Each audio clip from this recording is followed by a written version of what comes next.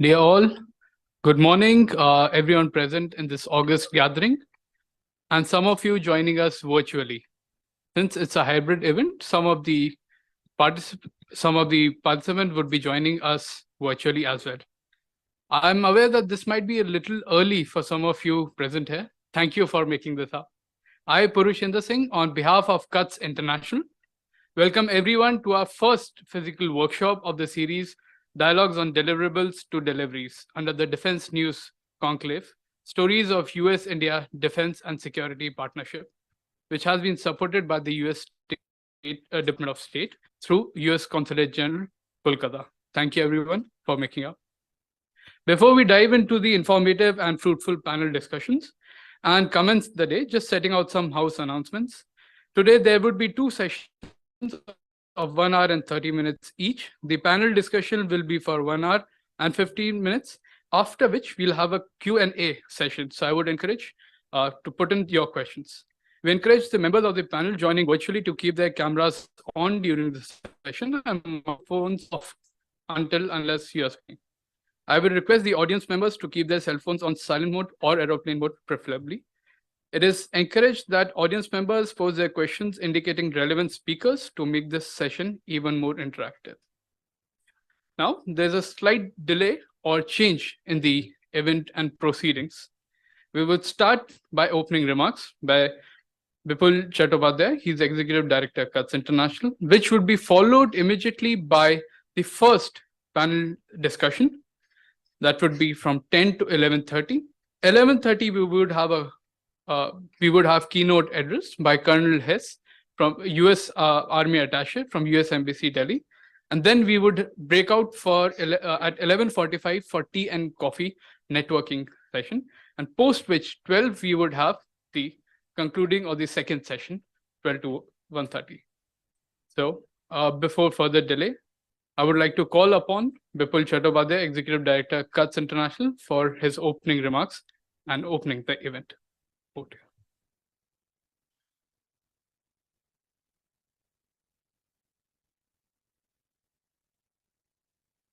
Thank you, Puru. Good morning, ladies and gentlemen. On behalf of CUTS International, I welcome you to this workshop on stories of US-India defense and security partnership. So as Puru said, over the day, half a day, we're going to speak from a number of domain experts on this subject. So in my opening remarks, I will not go into the technicalities of the subject. And we are very grateful to have domain experts like Lieutenant General Saha, Air Chief Marshal Raha, and many others. I'm not taking everybody's name at the moment. They will be introduced. We are very, very grateful to them to help us in this particular project. Before I move on, let me thank the US Consulate General in Kolkata, the US Embassy in New Delhi, and American Center in Kolkata for their support to this program. I'll be very brief in my opening remarks and will speak about 2-3 points, and hopefully they'll be of both relevance and of your interest in the context of this particular project. Before I move on, let me also inform you that we have been implementing this project for more than a year now. We organized a number of webinars so far and produced various other research documents. So this is the first workshop that we are organizing under this project in this month of August. This will be followed by one in Jaipur, then in Mumbai, in Hyderabad, and in Chennai. So all these consular districts of the US Embassy in New Delhi, they will be covered under this project, particularly this series of workshops. Then we are going to conclude the project sometime in February next year with I would say, big program, more comprehensive program in New Delhi, where our intention is to generate more interest, do more outreach on an important, maybe slightly dormant at the moment, but becoming more and more important subject of our interest. So let me talk about a bit on why this subject is very, very important for us, not just for cuts, but for India and for the Indo-Pacific region, as well as for the world as at large. Let me take you back, if I may, to 11th May 1998, the day we did our nuclear test. We means India, became almost a pariah in the global stage, except Russia and France, if I remember correctly. Those two P5 countries, sanctions were imposed against us. But the story, I think, started from there.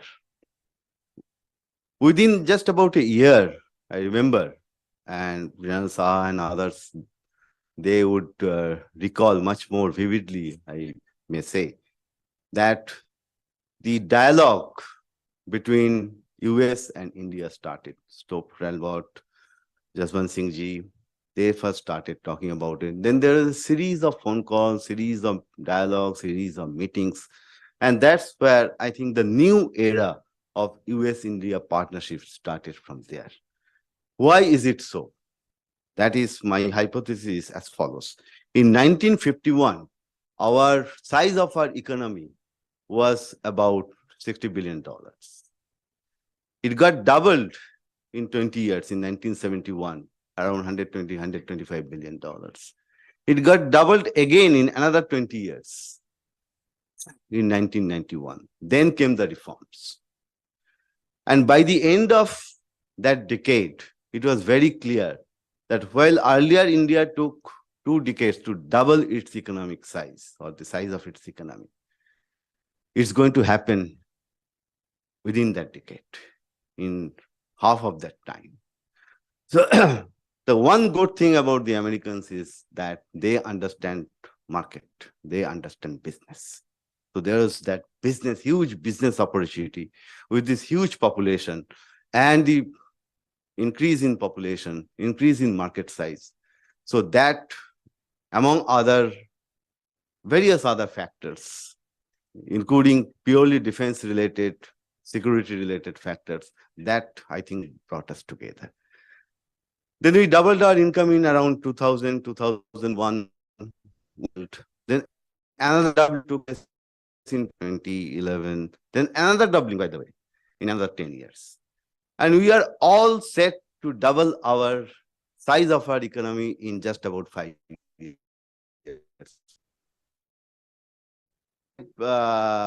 Argue, critique, even criticize, and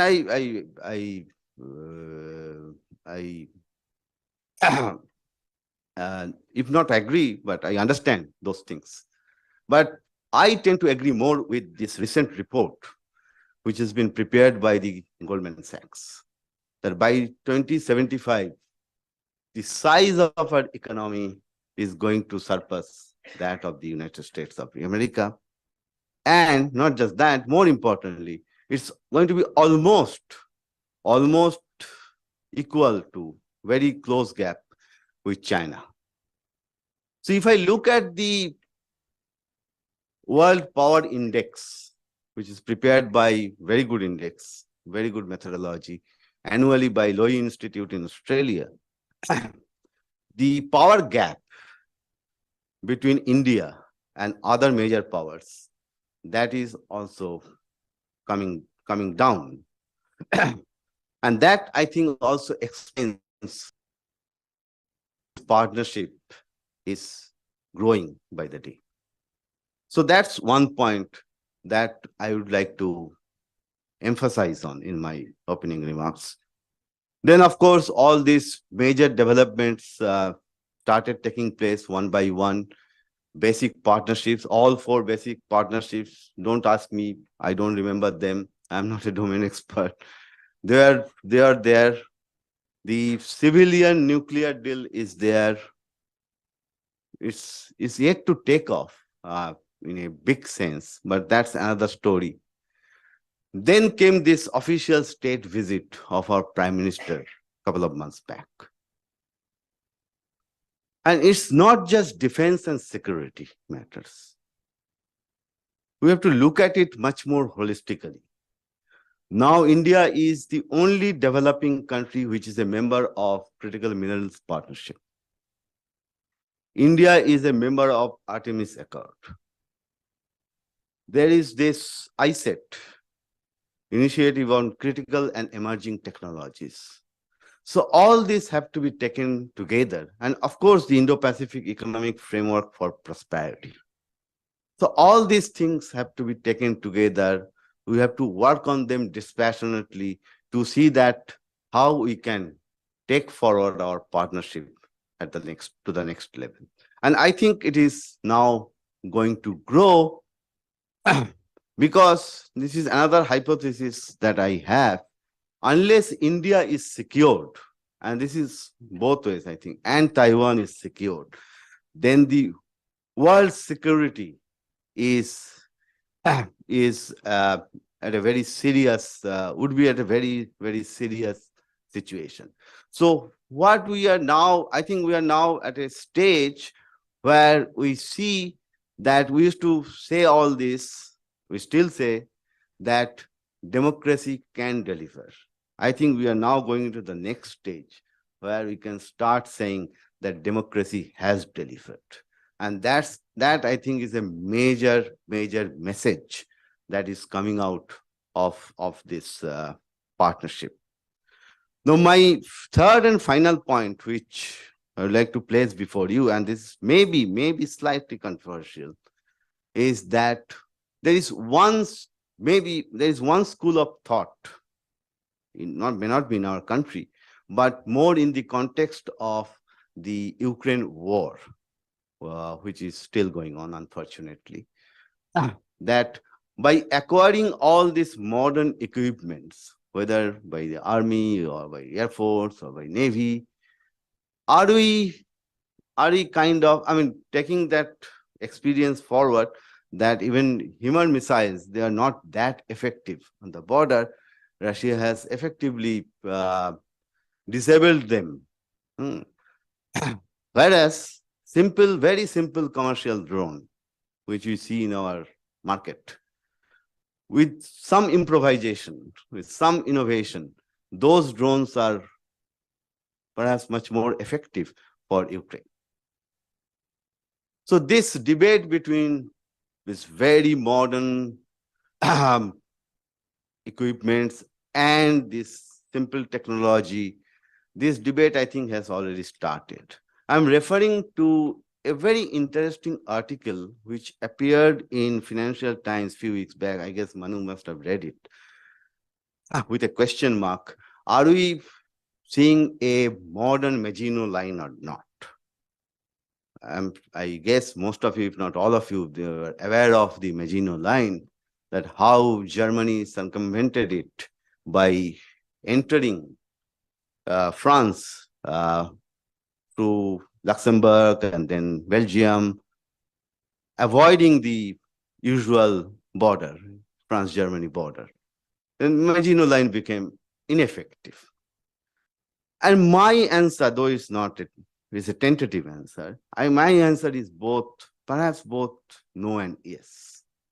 No, because optics also play a major role on subject like this. So by acquiring these modern equipments, optics is also very important. At the same time, perhaps yes, and this is where I think we are yet to, there's a lot of things are happening, but that maybe they are not coming out very clearly in the public domain, in the popular media. And that is one of the most important objectives of this program. That I'm sure you know, most of you know, particularly those who are from the media, that other than these major agreements on procurement of equipments, there is also a lot of cooperation which is going on, not just between India and US, but also other countries, particularly Israel is very active in this field, between smaller companies, including defense startups, for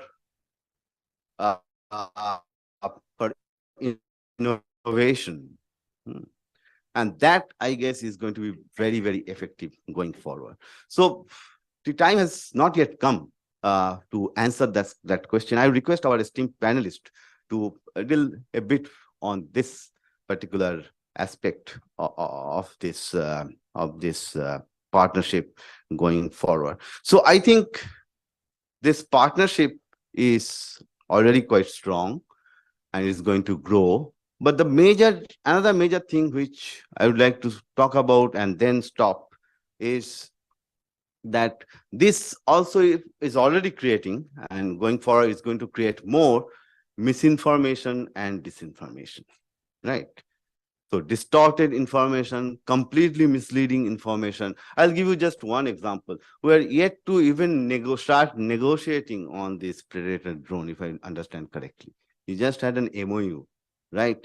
But there's this news in the social media, in this age of social media is becoming more and more challenging, that we are buying them at a much higher cost. So Indian Army had to issue a press release to counter that. I think it's more misleading as well as distorted, both mis and disinformation. So my colleague Sucharita, we are doing a lot of work on that subject. Again, with support from US Consulate, Kolkata. She is going to speak about how to detect. So there comes the importance, the responsibility of the media. Before writing anything, even in the social media, it's better to check from relevant sources what exactly, and some of them are very, very technical matters, right? So this is one major objective of this whole project, to arouse interest among our media community, and also to develop their capacity to for better reporting, better understanding of this subject. So with that, let me thank you once again. Once again, I thank US Embassy New Delhi, US Consulate General Kolkata, American Center, and of course my colleagues who have worked, I think, very hard in organizing this program. I see the whole room is full, and there are many more who have joined online. So I'm fairly confident that we are going to have very fruitful discussion over the day, and we are going to learn more, expand our knowledge on a subject which should, and this is, I will conclude with what General Saha told me a few weeks back when I met him for the first time in Delhi, that this subject is becoming more and more important, not just it is, but also in our tier 2, tier 3 cities, and also in the hinterland. And if I just look at, I did a very, very rough calculation or understanding, I would say, of the profile of students in Rashtriya Raksha University, for example. Many students are actually coming not from metro cities, but from other tier 2, tier 3 cities, even rural hinterland. So that this interest is growing, and I'm sure that in future we are going to get more support from US Embassy, US consulates to take this subject forward. Thank you very much. Over to Puru. Yeah, for you have to start the next session. Thank you.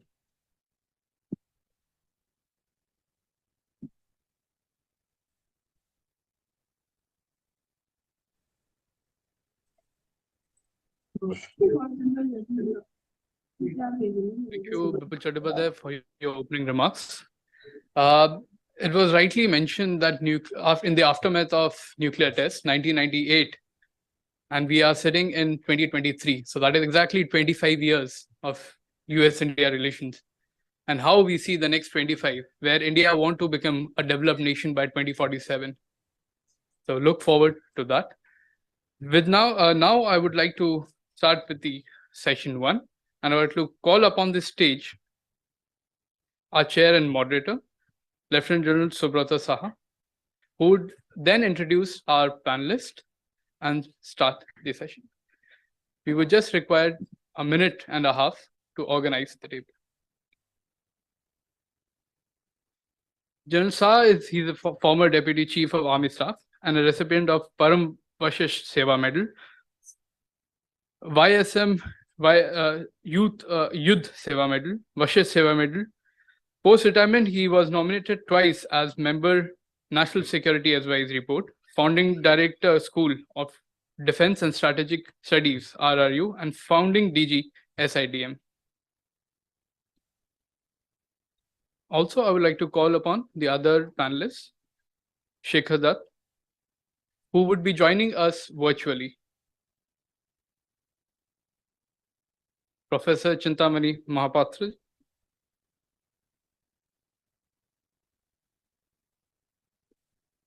Manu Pabi,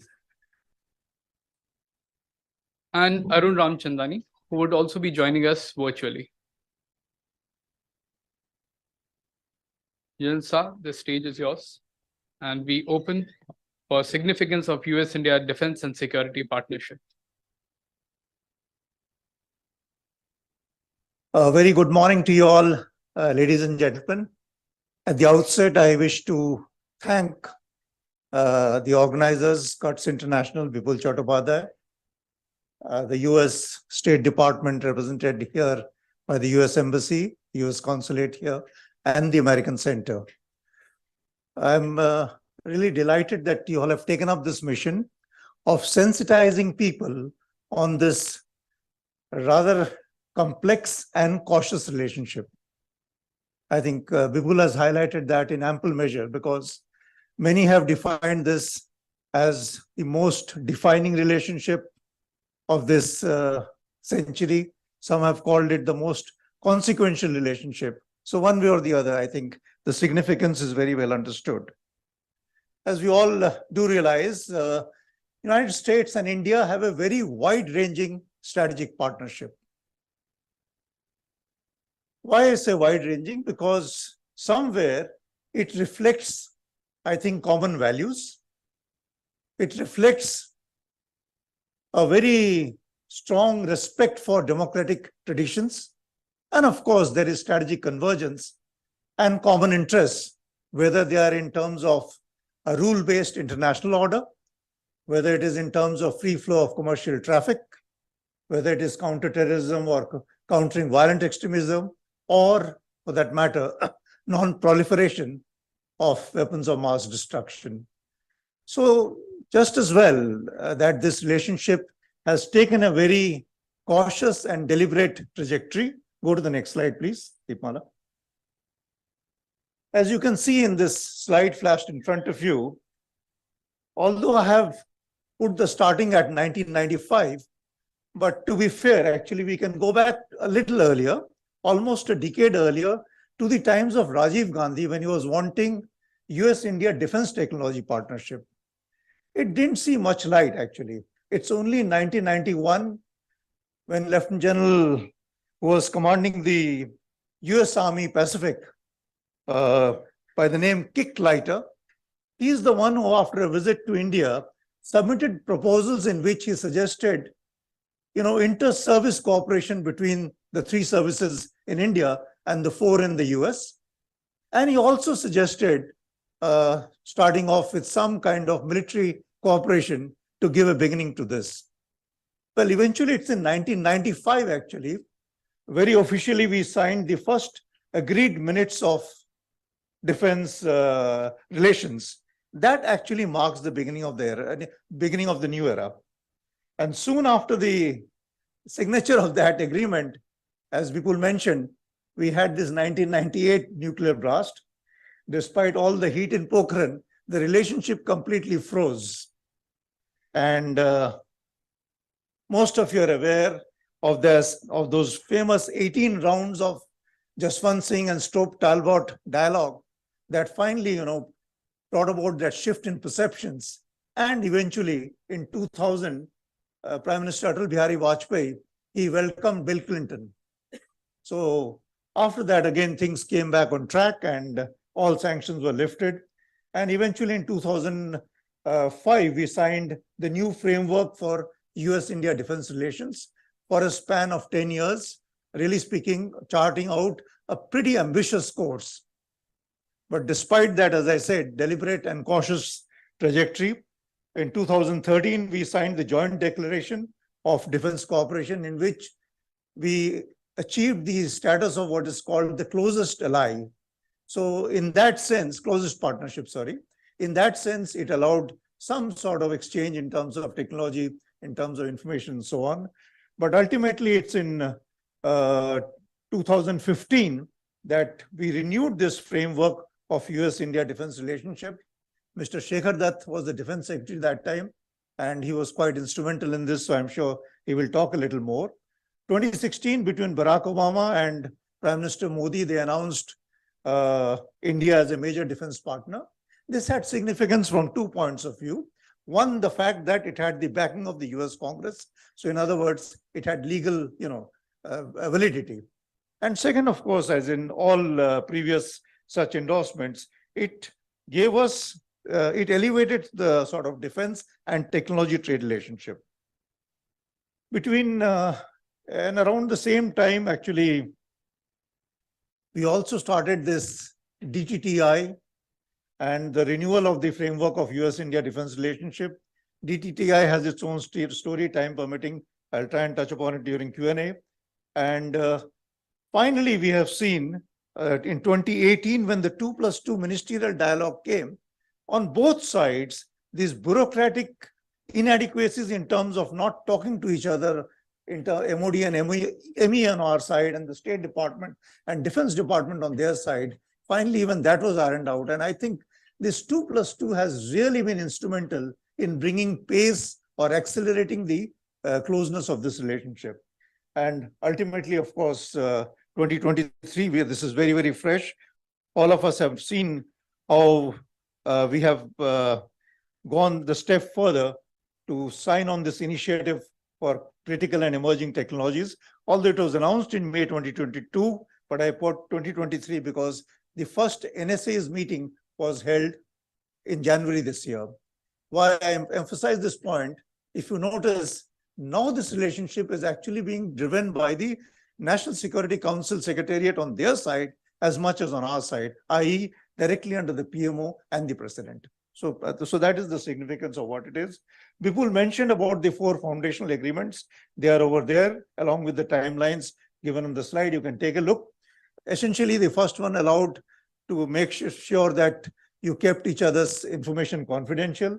The second one allowed sharing of military logistics. The third one allowed sharing of the very, very, sort of proprietary cyber, I will say, classified kind of, information sharing. So much so, even in terms of the equipment that we used. Chief Marshal Raha is here. Prior to this signing of the Kolkata, whether it is the C-130, whether it is the other huge Globemaster that we have, or the P-81, we were using them with commercial communication equipment because we had not signed this with the US. So that is the kind of significance that these agreements had, and then BECA to do with sharing of geospatial intelligence and so on.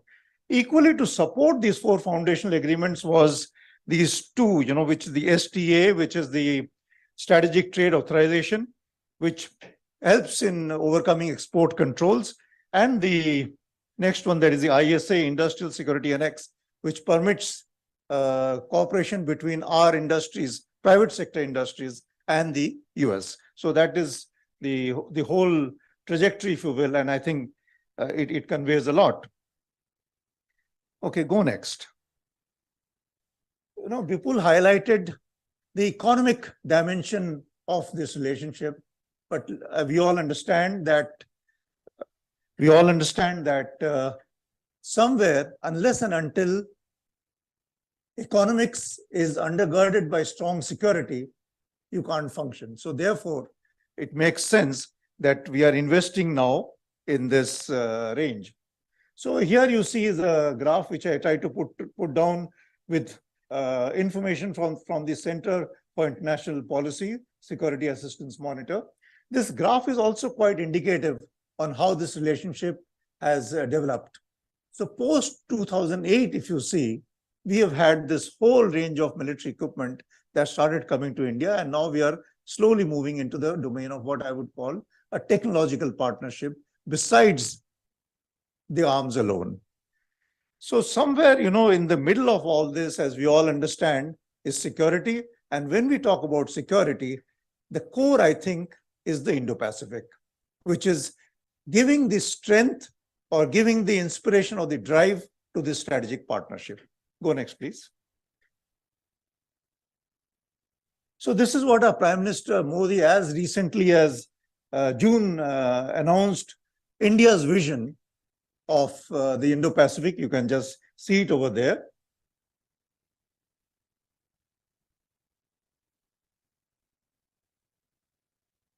Go next. And this is President Biden's vision of Indo-Pacific. They are similar, but they are not same. And I highlight this because this is something which we are still in the process of ironing, I think, between the two countries. Go next. What is driving this? I think what is driving this is the fact that the way China is rising, and I use the word rising because for a long, long time, the US assumed that China's rise will be peaceful. Now this rise is not only in terms of expansionism that we are seeing in the South China Sea, for that matter, coercion of Taiwan, economic coercion of Australia, what we are seeing across the line of actual control for India. So it is literally in every domain, whether it is in politics, whether it is in economics, it's moving very fast. The uncertainty of the bond with Russia as to where is the limit when you call it limitless, and the technology pilferage which China has managed to do from the US. More important, I think, is the vital reserves of critical raw material. Just to put it in perspective, 18 out of the 37 minerals which are relevant to defense applications are concentrated in China. Out of the 37, only 5 are there with US, Australia, and Canada. 14 are concentrated in countries with strong diplomatic and economic relationships to China. And 18 of them, as I said, are with China. So it is not only about the reserves of critical raw material, it is also the refining capacity for raw material. Even those 5 or the others which are there ultimately seem to be getting routed through China for the purposes of further application. So it is a very strong leverage that they have. The US is experiencing the hazards of decoupling from China, so much so we are facing because of our trade dependencies on China. Go next, please. So to come to the end now, because of the time available to me, I have just quoted here what Secretary Lloyd Austin has been highlighting as, or rather has been underscoring, i.e. the centrality of US-India partnership to maintaining peace and security in the Indo-Pacific region. It is not without its challenges. I think from the US perspective on India, is most troubling is our dependency on the Russia for arms. We have seen how reluctantly, but eventually US on 18 July last year gave the waiver for Katsap for getting the S-400. The fact of the matter is, if I were to do a joint operation with India or do a joint military exercise with India from the US, fly one of my aircraft which might get into the coverage of a S-400, it is risky stuff. So that is a major cause of concern. How we are going to deal with that is something which the future will tell us. Second, given the fact, the physical proximity of China with India across an unsettled border also raises question mark on how far will India go. We have recently seen India has postponed its participation in the exercise Talisman Sabre of Australia. Initially, we had given positive indications, but now we have said, okay, the next time. And from the Indian perspective on US, this trying to, the US trying to balance their relationship with China, obviously, puts us on the guard on and off. So that's a tricky one. And so much so is our difference in perception on how US should be dealing with Russia as compared to how they should be dealing with China. So these are issues that will be tricky. And last but not the least, I think from India's point of view, we seem to see the technological relationship, the technological alliance, if I would use, as a futuristic possibility, to be at the core of this relationship. But in order to get technological alliance in high-tech domain, you've heard the number of times the Prime Minister spoke about, the quantum computing, artificial intelligence. He used AI for artificial intelligence as much as for America, India. And, all these domains of high-tech, high-performance computing and so on requires very high degree of trust. And how much can you build trust when you want to maintain strategic ambivalence? So on that note, I will stop here and hand over to my very esteemed panelists, to begin with Professor Chintamani, who is a known brain in India on strategic relations. We have had the honor of listening to him as students on various courses, a very highly respected strategic analyst and a very well-known academic. So over to you, sir, for your part.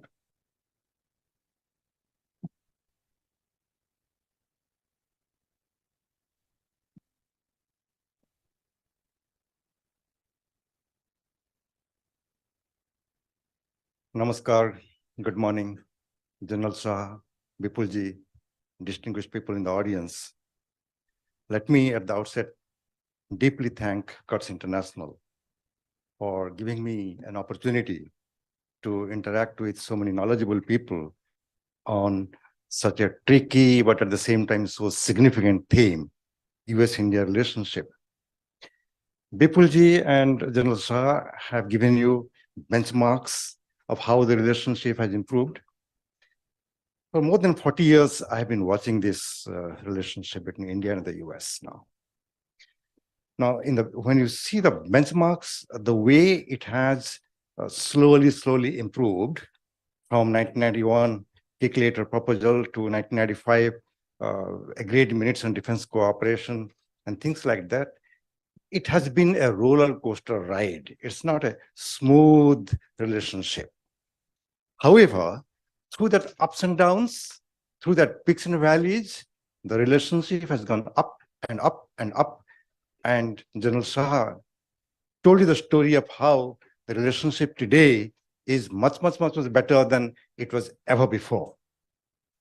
Now, in this story, let me raise a few questions and then try to answer. But more critical questions I expect from the audience, which you can engage after this particular session on Q&A. Number one, how do the Americans perceive India today? They think that India is the most populous country in the world. They think that India is playing an important role in most of the global activities taking place right now.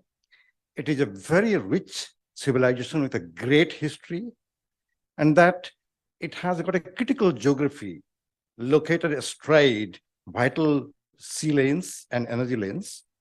It is one of the fastest growing major economies in the world today, that the middle class in India is rising very fast.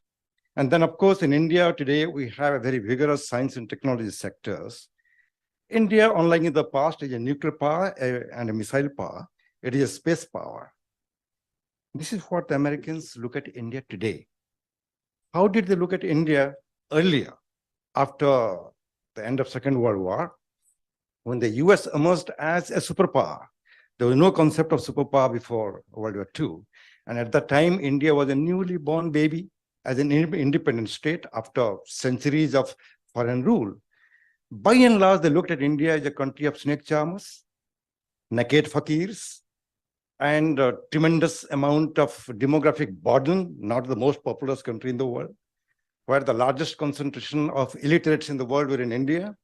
The largest concentration of poor people were there in India.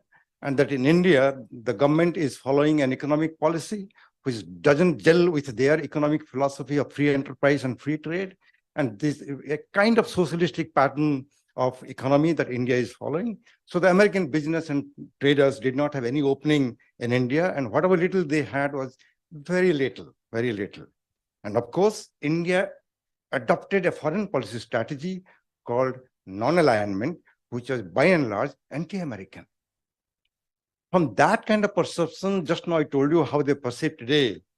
What a remarkable change in the story, in the evolution of Indo-US relations since 1947 onwards. That is remarkable. And then, how did India look at the US at that time? It's an arrogant superpower. It wants to bully everybody else in the world. That it is not a country with high morals and ethical standards and all that. And they are following an economic policy which is not going to benefit the poor people in India. So we cannot have trade and business of the kind on terms and conditions that they impose on India. And that the United States of America is siding with all our enemies and adversaries, whether it is Pakistan or China, and whether the United States, and the USA is interfering in critical domestic issues and very critical core national security issues such as Kashmir and all that. Today, how do we look at the United States? In a slightly different way. It is the only superpower in the world. It has the best of balance and a good combination of economic wherewithal and military firepower and science and technology and innovation areas. They are the number one even now. And that this United States of America is so important that it would be unwise and difficult to maintain a relationship with the rest of the world, either by making the US an enemy or adversary or making a distance from the United States of America. That the US has been a fantastic country where all the aspirants from India, like any other part of the world, went to the US, and today the number is about 4 million, and they're doing so well. Highest average family income group in the US are the Indian Americans. They are sending remittances. They have a relationship in India. A kind of social bridge has been established between the two countries. We look at it like this. The United States of America, like it or not, is actually the hub of global education, innovation, and discovery. And that is the place where the students would like to go and study and learn. Some of them come back, some of them stay on, but Indian students do go there. The Indian students in the US today contribute about $7 billion annually to the United States GDP. So then we look at the United States in the post-Cold War setting. One of the important strategic partner of India, the Soviet Union, is no longer there. It is disintegrated like a house of cards and all. And it is a superpower. How best to leverage our relationship with the United States today so that it is win-win for both the sides. And we began all these, I'm underlining this now, we began all these about 6 months before the Soviet Union collapsed in December 1991. It was in June 1991 that we began a mini economic revolution in 1991 when Manmohan Singh ji was the finance minister, economic liberalization opening up. And as Bipulji mentioned, and even General Shah mentioned, that economic opening up sent a different kind of message to the United States of America.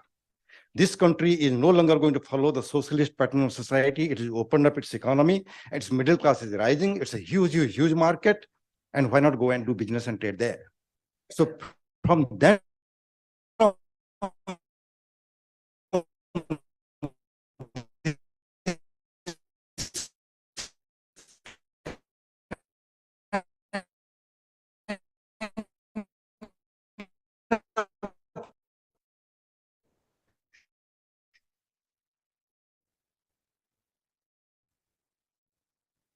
perception that is happening between the cooperate with the United States, the Indo-Pacific, in our vision, is going to be a dangerous place. It's already a dangerous place because of the rise of China, the largest importer in the world. the largest exporter in the world. And the way the economic miracle unfolded in China today, it is almost competing with the United States of America for the top place, may not be in the world, but certainly in Asia, in Indo-Pacific region and all that. Would it be very comfortable for India to live with that kind of China, especially after recent Galwan Valley and other incidents? Especially after the Chinese and the Pakistanis are collaborating in all kinds of bad things, including backing the terrorist elements? It will be difficult. It is important, significant, relevant, and appropriate that India and the US are together in some of the key challenges that is unfolding in Indo-Pacific, a region where we want to play a big role. Recall the World War II, 1943. The guns were barking, the bombs were exploding. Pandit Nehru was in jail. He was writing his pigeon diary where he aspired that India should play an important role in the Asia and the Pacific region. Later, with the evolution of the Cold War, we are not able to do that. All our vision, all our activities, all our engagement got confined to South Asia. But the moment the Cold War ended, again, India adopted a policy of look east because that is an important area. And when Modi ji came to power, he said, why look east? Act east. And from Act East today, we have the Indo-Pacific. And Indo-Pacific is an important area where India can, should, and already is playing a lot of role. So in this region where you have so many nuclear weapon powers, Pakistan, China, North Korea, India, the United States, this is an area which is actually the center of gravity of global political economy today, not European Union. And particularly after Ukraine war, you saw the energy crisis in European Union. We saw what happened to the EU after the British left the European Union. We saw the Eurozone crisis only recently. So an economic model of integration, the European Union, which is evolving now, is under big stress. It is Indo-Pacific, where you have the largest economy in the world and a big presence, the second largest economy in the world, galloping and competing with the United States, the third largest economy in the world, Japan, and the fifth largest economy in the world, India. So this is an important area where India and the US should and can play constructive role for peace, stability, inclusion, and all that. Now, let me conclude in the first round of this discussion by hinting at some difficulties. Relationship is never normal between any two individuals, or in the family, or in the town, or in the cities, or in the country, or among countries. There are difficulties and challenges. One of the things that Americans look at India today, this is what the Americans look at India. It's a country where the intellectual property is not very safe. They look at India and say the market is still very closed to the American businessmen and traders. We need to do more and open the market. And they say this is an India which is yet again hobnobbing with our but one of the most important adversary, Russia. And although the Ukraine war is going on, India continues to buy energy from Russia, not cooperating with the United States. And then some of them, particularly in the US Congress and in the media, they say, democracy is under threat in India. This is how they look at it. How do we look at it? We see that the United States even now is interfering in internal affairs of India. What kind of democracy, whether it is backsliding or not, is the US going to tell us? Should not the Americans and those congressmen and senators, and even some of the media fellows, particularly in the New York Times, look at themselves, the state of democracy within the United States?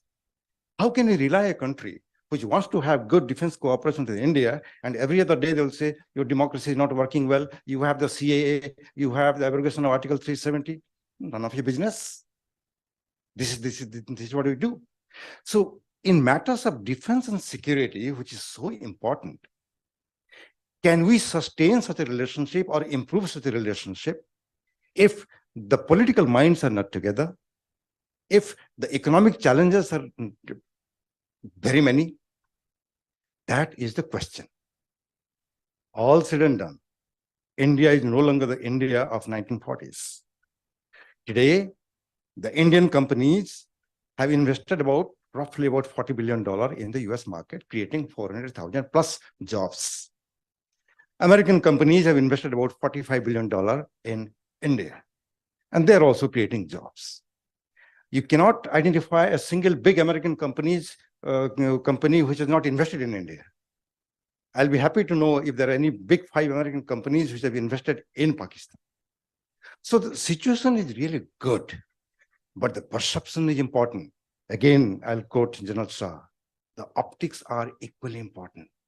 How you look at it. Because if the optics are bad, if the perception is bad, the relationship is not going to be strong that it should be. So we have very many issues here. And how best to resolve those issues and differences? Not by talking among ourselves, but by talking with the Americans, dialoguing with them, which we have been doing, but not adequate. Thank you for your kind attention. Namaste.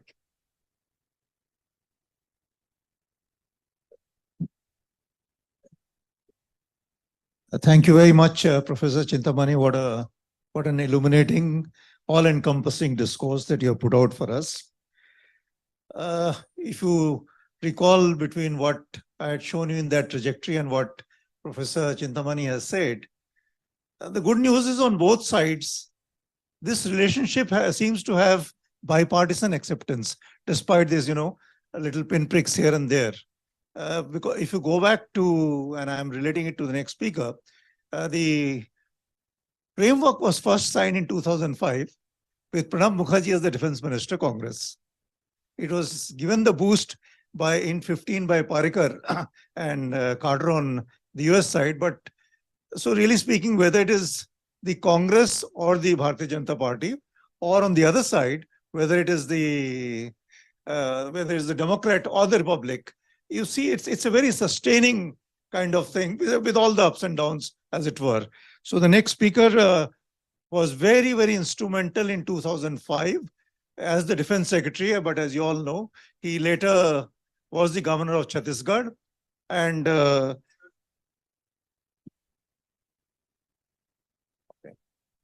okay, so we just got the update. We were expecting to hear Mr. Shekhar Dutt. Let me spend one more minute introducing him nonetheless. Mr. Shekhar Dutt was the former governor of Chhattisgarh. He was the Defense Secretary when the framework of this, India-US relationship was signed in 2005, and as I said, with Pranab Mukherjee from our side. So he has a very, very deep insight, and he was telling me how actually more than the Secretary of Defense, even Pentagon, or for that matter, our MOD, actually he says that it is the President George Bush who was literally standing over there and chasing people with a whip that I want this agreement to be signed. And I think the same story applies also to that 123 civil nuclear agreement signed on 18 July 2005. So that way 2005, I think, was a very, very significant year. We are going to miss this interaction with Mr. Shekhar Dutt, unfortunately, because of the internet having been pulled down, because of what's happening in Gurugram and thereabouts. So it's very unfortunate. The last line about him, incidentally, he's also a war veteran, a Sena Medal of 1971 war, where he was an artillery OP, taking... Can you hear me, General? Tanks along and entering the area of, if you are familiar with those areas, Naya Chor and so into southern parts of Afghanistan. So unfortunately, can you hear me, General? General, can you hear me? Move forward, we have, I think, let me use just 3 words, the most trusted defense correspondent with us, Manu Papi. Can you hear me, General? Out of experience, I recall on one occasion, I had hardly met him before that. On one occasion, I was commanding 15 Corps in Kashmir. I had not spoken to him. There was no lobbying. But on some incidents there, they took his statement. I mean, it was so mature, not that he was very praising of what we did, but the way he criticized... Can you hear me, General? Surrounded by the realities of the ground, I picked up my respect for this gentleman that day. And as I said, I think he's one of the most trusted defense correspondent who does not get swayed by one way or the other. So let's listen to Manu on his thoughts from a media perspective of this important relationship. Over to you, Manu. ठीक. Hi everyone, and thank you so much, sir, for the very kind introduction, and thank you to the organizers for organizing this very interesting conference, especially coming now after the visit of the Prime Minister, which I think is perhaps the most significant landmark between India and the US after the civil nuclear deal. This particular visit, which just took place, and I'll explain to you why I think so. But first, I'll just set up my timer so I don't exceed it. नहीं, ये तो अलग ही कुछ है. I wanted to start my statement, sir, today with something which General Saha just pulled out from me, which was about bipartisan support. And I'll take it a bit further in India. India's biggest problem in the US has been trust. We've seen the Serani-1 war when the US fleet almost entered the war itself. Distrust with the US goes back a long time. But over the past 15-20 years, that has changed, and it has changed so much so that the Manmohan Singh government almost risked getting pulled down by doing a civil nuclear deal when the left parties withdrew support. Even a prime minister put his own career and the future of his party, of his government at risk to ensure that a significant deal or significant contract with the US goes through. This has been taken ahead by the BJP government, the NDA. And what is the primary reason behind us getting close to the Americans now? It is straight away to do with our China challenge. And I would like to talk to you about some practical aspects of why these deals are important, what's the way forward, and why do we really need to nurture and expand this relationship. For a past many years, it's been pretty clear that our traditional tie-ups for security, for technology, for even intelligence have not been working. The fall of Russia has been very clearly marked by the rise of China at the same time. And suddenly we are in a situation where, the access that we have to weapons, to technology, is not adequate enough to take on the Chinese. The Russian technology and offer, unfortunately, hasn't seen infusion of fresh funds for many years. And that has led to a situation where the Chinese are now producing better weapons than the Russians. And if we kept depending on Russia, we would lose out on a larger conflict with the Chinese. Even before we went together on all these agreements with the US, which I want to come to next, the US has been India's largest training partner. Like the most number of exercises that we do, Air Force, Army, Navy, are with the Americans. And that has really expanded our vision of how wars are to be fought. I've covered some of those, and the kind of knowledge that we gain, our troops are gaining, is tremendous, because you are actually seeing how wars will be fought in the future.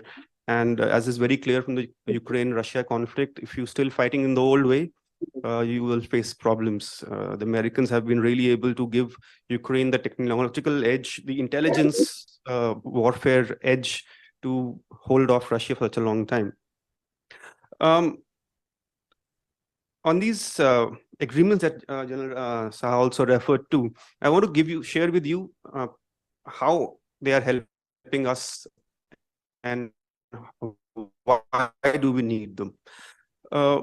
Everyone will remember the Doklam crisis, when China and India almost came to a war over the Sikkim Plateau. And the biggest problem at that time for us was intelligence gathering. What was happening? Who's coming? Is the threat real? How should we counter it? And because of the lack of our own resources of, say, real-time satellite details, lack of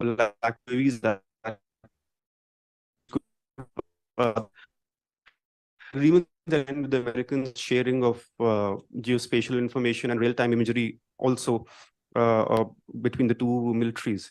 And the Americans could give us the edge by helping us out most data on the Chinese movements far there for us was very important. So we could counter each of their moves, whatever they were bringing in, we could counter them, all of them back. And that led to a stalemate before the Chinese kind of backed off a little bit. So when the Galwan crisis happened, we had signed a further agreement with the Americans in which now we can actually get real-time imagery directly to our armed forces. Like somebody in headquarters can sit down and actually, on demand ask them, can you help us look at what's happening in this particular area of Ladakh? And Americans do have assets everywhere. So it's easier for us to plan how we do stuff. Other agreements which we signed with them, some of them were controversial. I remember back in the day, the defense secretary would have been able to talk better on that, but the end users agreement, I remember, had a lot of political issues, but they all got resolved. But the other agreements that we have signed, which will change how our aircraft talk to each other, how our ships talk to each other, how you can really operate together in the high seas when needed. All of them are basically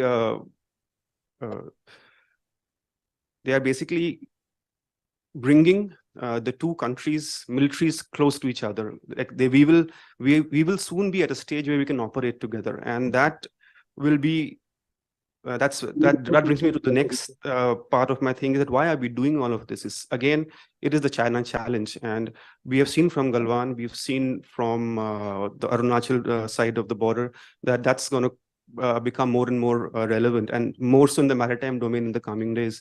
The Chinese Navy is the largest Navy already in terms of number of ships in the world. They are very, very soon, I would predict in the next 2 to 3 years, will be sending aircraft carrier groups into the Indian Ocean region, which we will have to counter. Their submarines are already, they outnumber us by 4 to 5 times. The gap might increase. And we need all the help that we can get to keep an eye on the Chinese and to counter them in whatever way possible. And the reason, and that is also the reason that, and it's a challenge also, how do we do this? Because the biggest problem we have with the American relationship is still trust. We are building it up, but it's going to take more time. There is nothing which keeps the two countries from not doing more together for the trust factor. And I think the reason I said that PM's visit was very significant this time is that for the first time we articulated very clearly that we will be jointly developing critical technologies ahead. And there was a small little agreement or talk on manufacturing fighter jet engines. I think that's just the first step. We're going to do more on that because we need to close our technological gap with China. And there is no other partner with the vast resources available to help us than the US.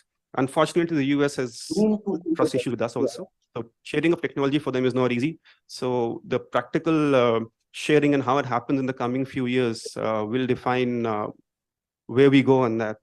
So I think I'll conclude on that note. And I'm a journalist, so I'm happy at answering questions and like giving speeches. Thank you. Thank you, Mani. Not only happy answering questions, asking tough questions. So wonderful, coverage, and he went with the, I think, Prime Minister's delegation to both France and the US. So I'll come back to you in the second round. How do you, sort of, if you have to do an interrelationship, how would that work out? So I'm told that Mr. Shekhar Dutt is available online. So, sir, in case you are hearing me, I had the honor of introducing you just a little while back, but nonetheless, very quickly, I repeat again, thank you for joining us despite all the, uncertainties to do with your internet. I hope you have early warning around you so that you're not taken by surprise. Although I know you're multi-storied tower and hopefully you're safe.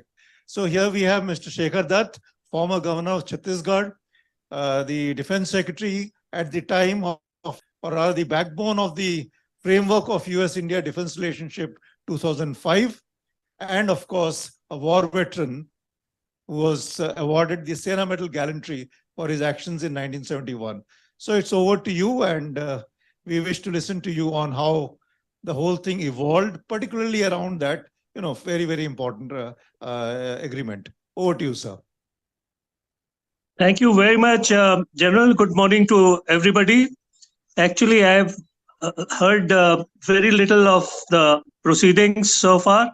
We have the internet is down because of security reason, communal tensions here, and so somehow my PA has got his own mobile activated, and I am able to communicate or at least listen to just whatever has been said just now. This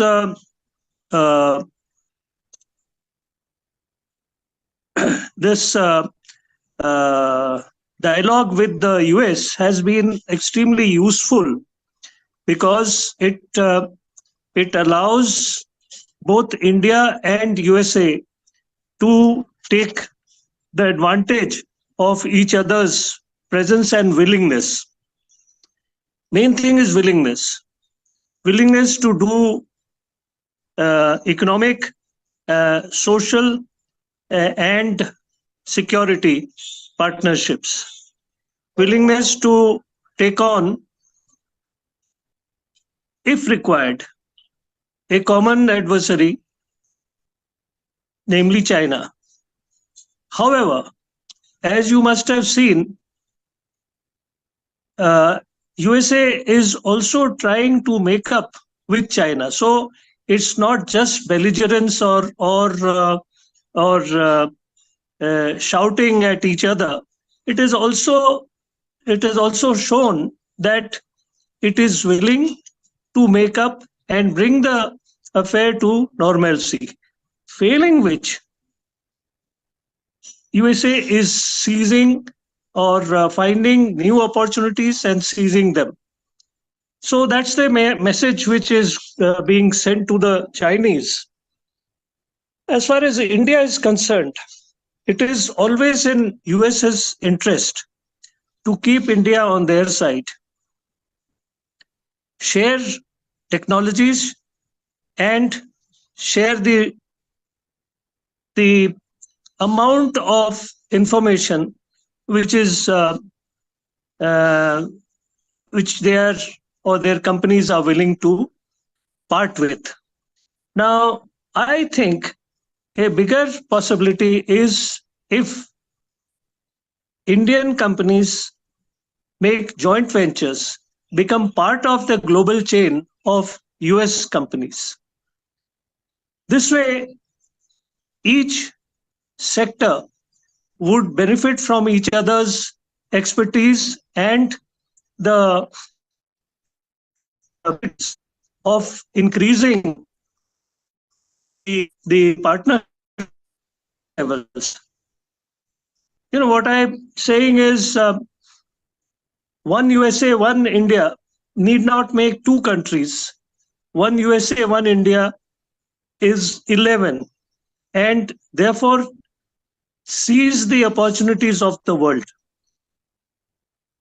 So USA and India have independent companies which follow the directives of the governments, their governments, but still they are, if they think that world is the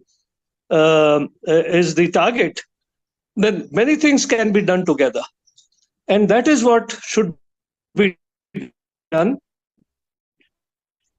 We should have joint ventures, indeed joint development because many unknown things are happening, and imagination of both the sides must be made to use, and joint development would result in a new type of equipment, new type of ability, and both India and USA have personnel who are imaginative, who are sensitive to technology, and who can indeed give a new direction to technology. So joint production, joint development, and joint ventures. So these should move on. This period of adversarial dialogues with China or USA with Russia, indeed, India had tried, and India will always try to bring about a peace, at least in the form of dialogues with USA and Russia. We have seen that even Ukraine could not be completely pressed down by Russia. Yet, at the end of the year, Ukraine seems quite badly bashed up. There is no point of a sizable population of a country getting bashed up like this, and it benefits nobody. It doesn't benefit Ukraine, doesn't benefit Russia, doesn't benefit Europe. In fact, a whole lot of different problems have arisen out of it, namely, say, food grain shortage, which has been felt acutely by the African countries. Now, peace is required to be brought about, and India is in a position to bring the opposing countries on a table to have a dialogue, separately or together. So, at the same time, India should benefit out of US partnership, and US should benefit out of Indian partnership. That is what I have to say. And thank you very much, General. And thank you all. I wish I was there, but there has been circumstances which has prevented me to stir out. Thank you very much.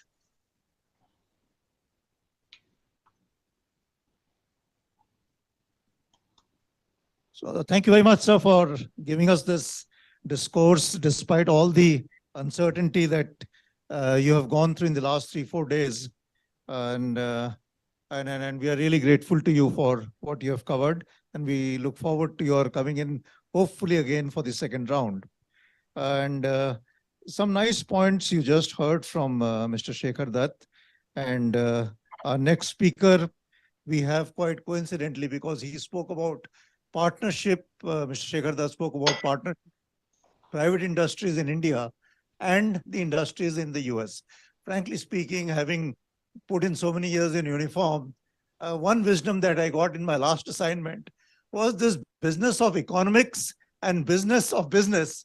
Better to leave it to the industry. They do a better job than anybody can conceive in uniform or as even as a civilian bureaucrat. No matter how much you think you seem to know about everything, the answer is no. Counting the money and getting value out of money is best known by them, so it is best left to them. On that note, luckily we have the next speaker, Arun Ramchandani, who is the Vice President, Larsen and Toubro Defense. I have known him for a while now. A person, I think, who literally has given his whole life to L&T Defense. And L&T Defense, as you know, has given decades of contribution to India's defense. Early on, very quietly, when I say early on, I mean pre-2001, when private sector was not allowed to come and supply directly to defense. So they have worked as subsidiaries of DRDO. They have worked as subsidiaries of many DPS, shown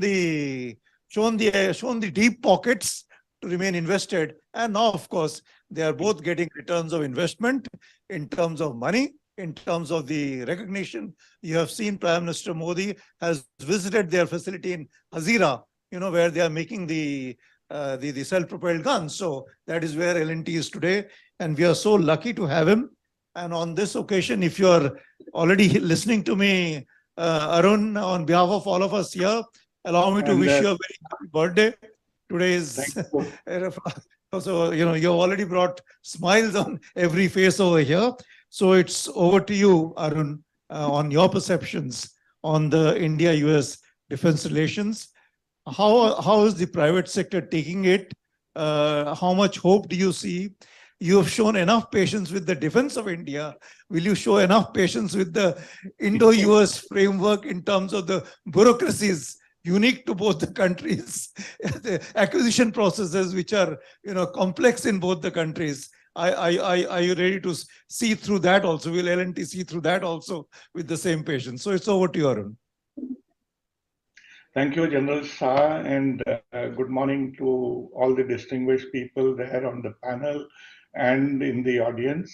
Let me just bring out the industry perspective, and more specifically the defense industry perspective, because we are looking at the US-India defense and security partnership.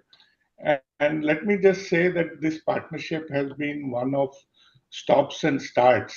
We've seen initiatives coming up and we've seen initiatives peter out. And I think, of course, at no point in time has the expectation been so high, has the environment been so right for real strong cooperation between the India and the US at the industrial level. So while a lot of industrial engagements did happen, India had a offset regime, and many industries like the Tatas, they had joint ventures with Boeing's and Lockheed Martin's and did production. Actually, there few of the industries here were producing into the commercial aviation market, and we've been part of the global supply chain to that extent. But I would say that as far as defense cooperation is concerned and defense industrial partnership is concerned, the past really hasn't shown much and hasn't had much to offer.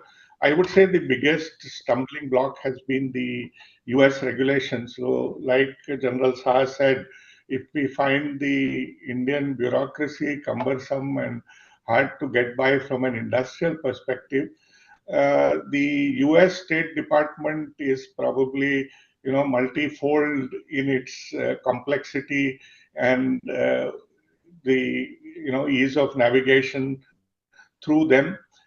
We've had a lot of challenges with the ITAR regulation, which prevented us from cooperating with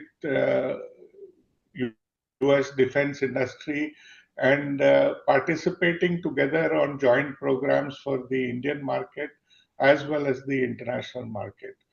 The current dialogue looks to break down this kind of barriers, but in the US, the State Department is probably as strong as any political establishment, and we still have to see how much they ease down on the ITAR regulations, which would facilitate the cooperation between industries.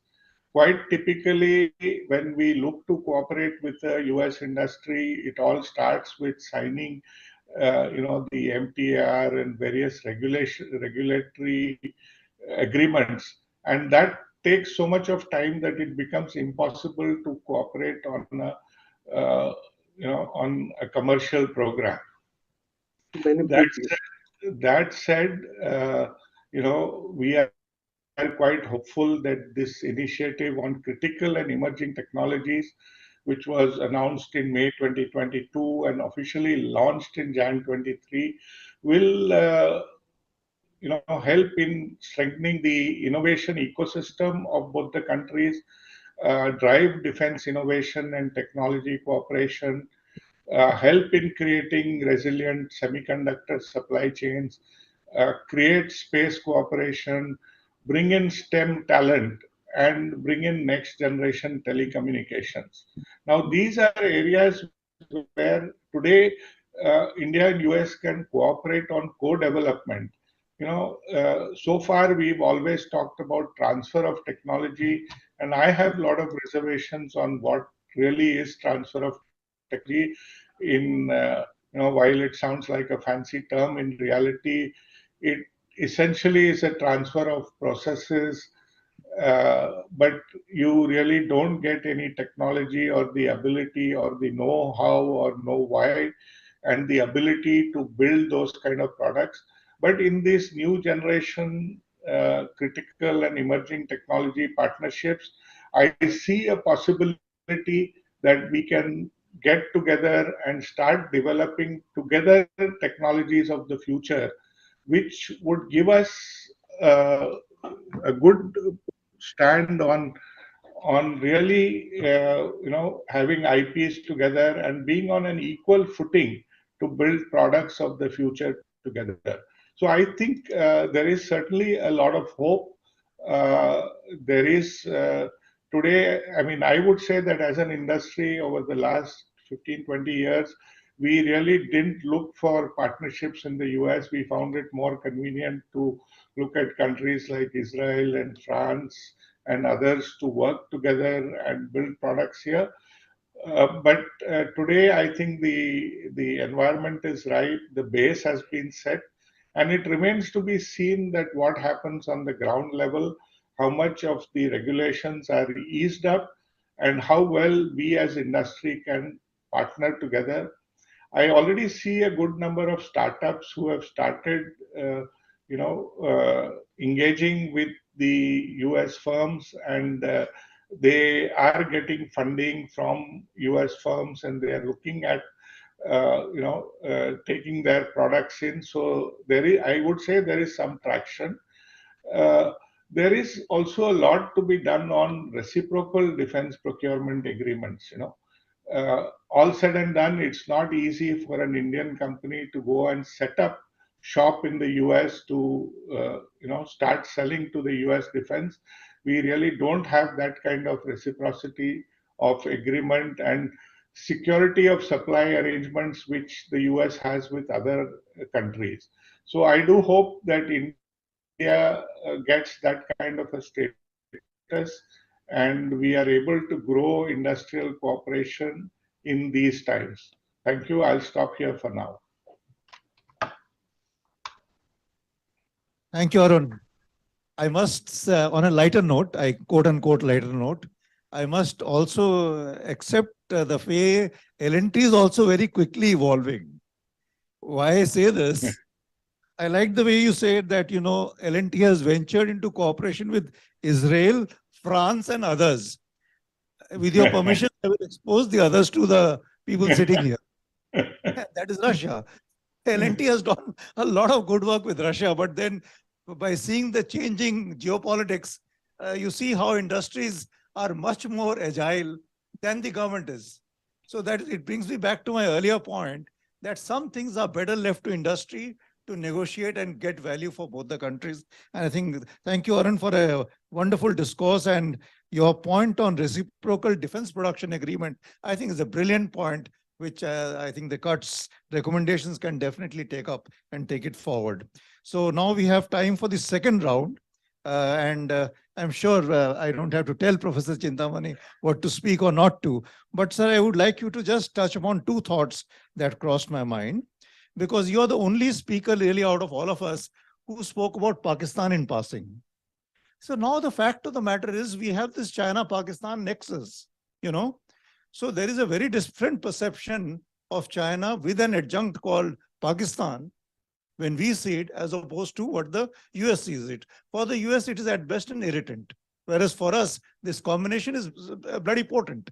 Okay, so if you can touch upon that part, one. And the second part, which I would like you to touch upon is the fact is the way China has evolved its defense industrial complex is they have built on a lot of Russian technology, and they have taken it forward by pilfering from here, borrowing from here, buying from there. This is the reality. Okay, now our dependency on Russia, we are also going for S-400. China was, I think, little ahead of us in getting S-400. So how can we actually find a way by which we align ourselves to the future that is in front of us and try to move faster away from the trappings of the past, not trying to affect and become trappings for the future. If you could kindly touch upon these two. Over to you, sir.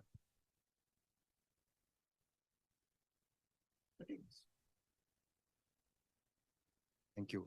That's a wonderful, is it working? Yeah. That's a wonderful couple of questions. I'll answer that very briefly and then make a few more statements. On Pakistan, I think the most dangerous country in the world today is Pakistan. The most dangerous, I would say. More dangerous than even China. Why? Because that is a country where fundamentalist forces are so powerful and they have penetrated the Pakistani army so much, so deeply, at least up to the colonel level. And they have the nuclear weapons. So combination of terrorist networks, fundamentalist groups, and even the Pakistani army hobnobbing with them. And they have the nuclear weapons. So whatever happens to Pakistan is going to have so much of turbulence in the. So this is where India and the US will have to come together. The Americans do say that they have kept a very careful eye on the Pakistani nuclear establishment and wherever they have their bombs. We don't know, but I think we should share more information. And if we make it public, please don't write about it. Such things are not to be reported. Such things are to be done rather in a very quiet manner, because then the Pakistanis will raise their similar questions. Who the hell are the Indians to team up with Americans, and etc., etc. China and Pakistan coming together is certainly worrisome because China wants to box India in South Asia. India wants to get out of South Asia. And Pakistan is actually a country that the Chinese are leveraging just to constrain and contain India. So how to break that nexus is a big challenge that our diplomacy should work at and think about it. We should have war games as well. How to break that connectivity. If you recall, after the terrorist attack on 9/11, it was Atal Bihari Vajpayee with open hand said unconditional support to the US in fighting terrorism. The only country that was terrified was Pakistan. And Americans went to Pakistan and not to India for help because Pakistan had very close nexus with the Taliban. They knew the residential addresses of every Taliban leaders. Right? So it is very, very important that think very innovatively about breaking the nexus between China and Pakistan. How to do it, I can't say right now. About the China thing, this is where I'll come to the main point that everybody spoke about, the trust factor. Many Indian analysts, they point this out, that can we trust the Americans?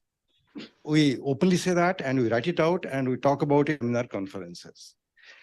When I go to the US and talk to them, they raise the questions, can we really trust the Indians? They are with the Iranians, they're with the Russians, and can we trust, is India going to come on board? On the one hand, if we say that China is a big concern, let us team up together, Indians were the first one to say, we don't believe in any containment strategy. Can we trust them? Then when we come to India, they say, if Chinese and Indians fight again, will the Americans come to our help? So these trust factors are basically because of not so open dialogue, not heart-to-heart dialogue. And that is a key thing that we should, as Indians also, understand when Americans say that can Indians be trusted, how best to answer them, how best to convince them. We need a separate dialogue on that. Second issue that I wanted to talk about was how close India should go to the US. This is where, again, the government of India, the Minister of Affairs, even the strategic analysts, professors, all of them, so sentimental about this non-alignment. We don't believe in allied relationship at all. And if any kind of closeness we show the Americans, we are going to surrender our strategic autonomy. This is going on. This is being paraded everywhere. I have a different thought on that. I think initially for about 4 decades, what we call non-alignment, I looked at it as strategic distance from the power blocks. And after the end of the Cold War, and the Soviet Union was no longer a strategic partner of India, and the Americans were still dilly-dallying how close to go to the Indians or not to go to the Indians. At the time, again, Indian strategic analysts, they began to talk about strategic autonomy. Even during the nuclear deal, many people say, oh, we are going to surrender our strategic autonomy if we sign the nuclear deal and all. Now I would recommend that we should not be attached too much to either strategic distance or to strategic autonomy. I would preface strategic flexibility. Pick and choose to go close to country A or country B, depending on the time and particular issues, and not be too sentimental about strategic autonomy, saying that signing defense agreements with the Americans means we are surrendering our strategic autonomy. We have to think the larger picture, where exactly the threats are, and accordingly we should move. Main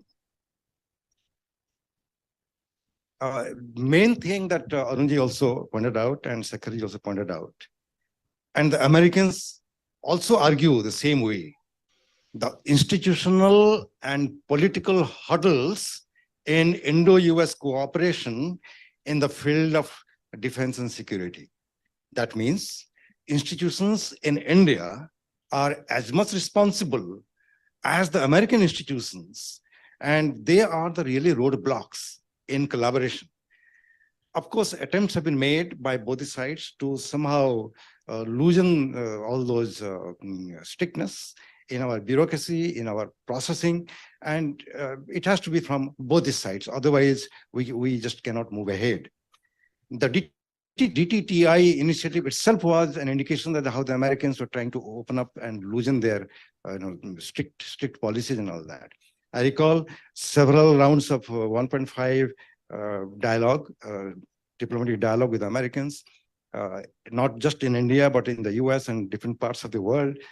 But the Indian side would say that we sign agreements on transfer of technology, but you guys don't give us at all. Then the American side would say that out of 100 applications, 95 we say just okay. There are other 5 which are really critical. We can't help it. That is the American rules and regulations. What can we do about it? Now the time has come to do something about it faster than otherwise.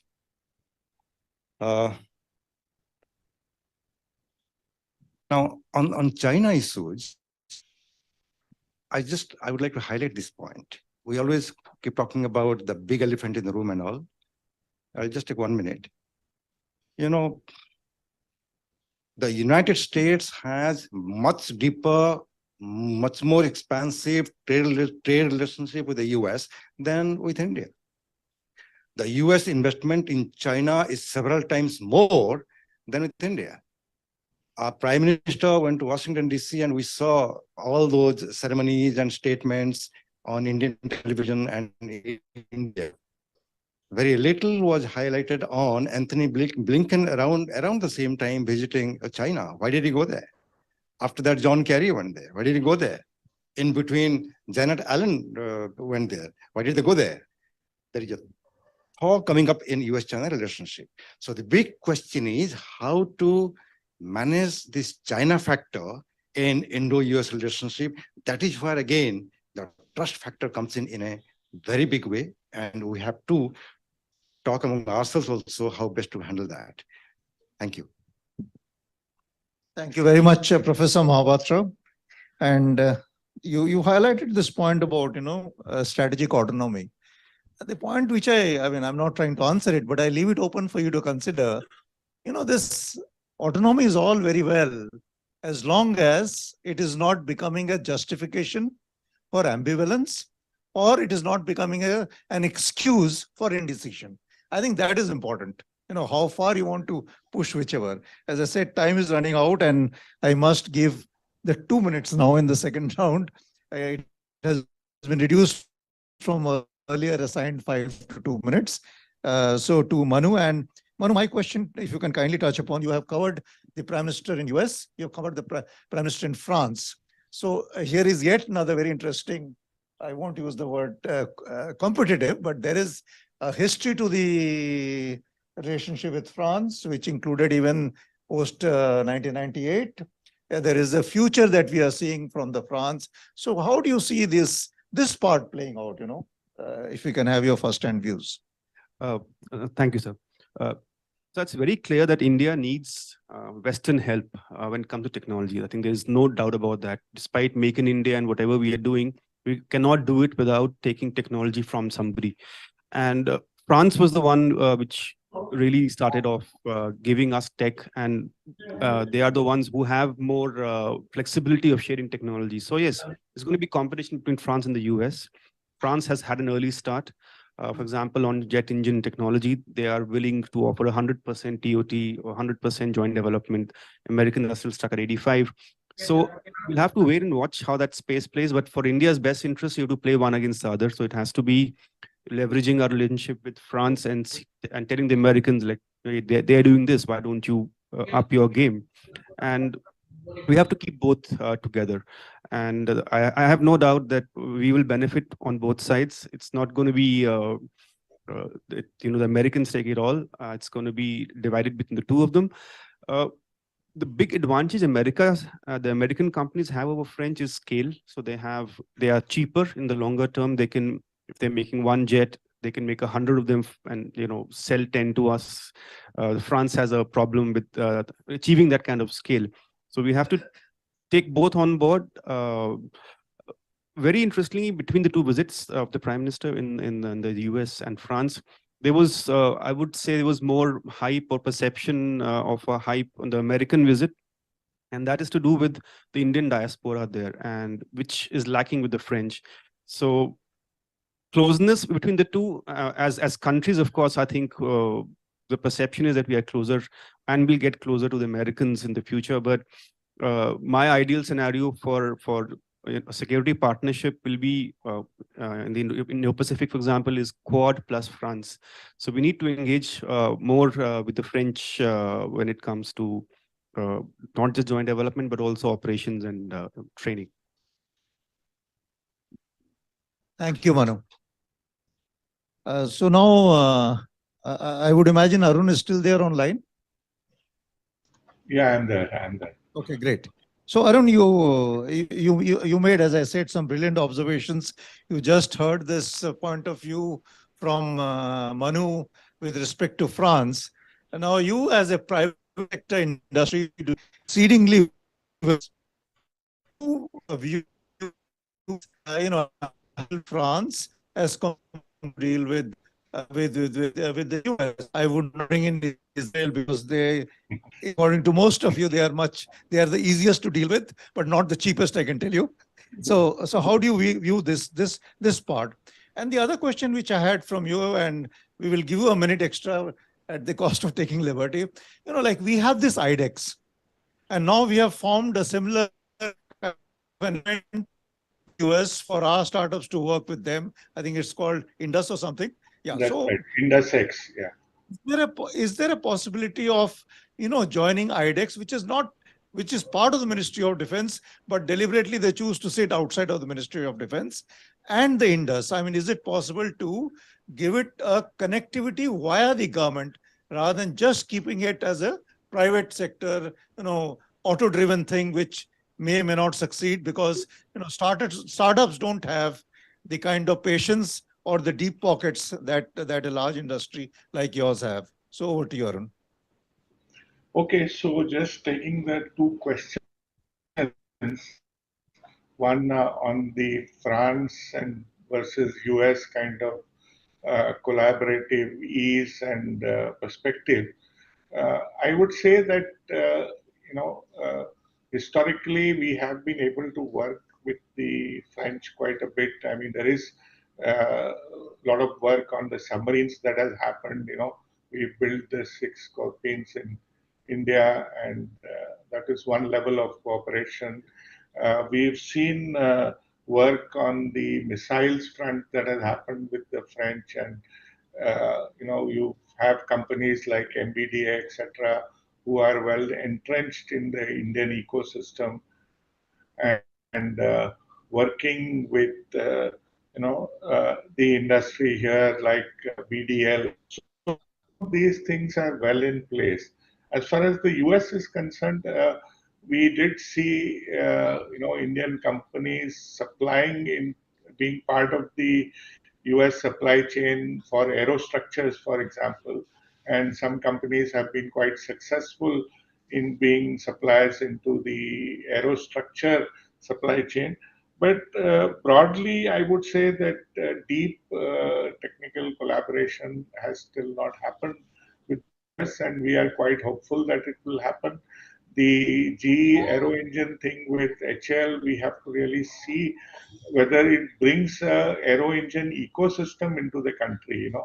We've had so many one-off partnership agreements, but we really haven't created an ecosystem in the country as far as that is concerned. Coming to, and I'm hopeful it will happen with cooperation, and I hope that there will be more joint ventures and collaborations with US companies.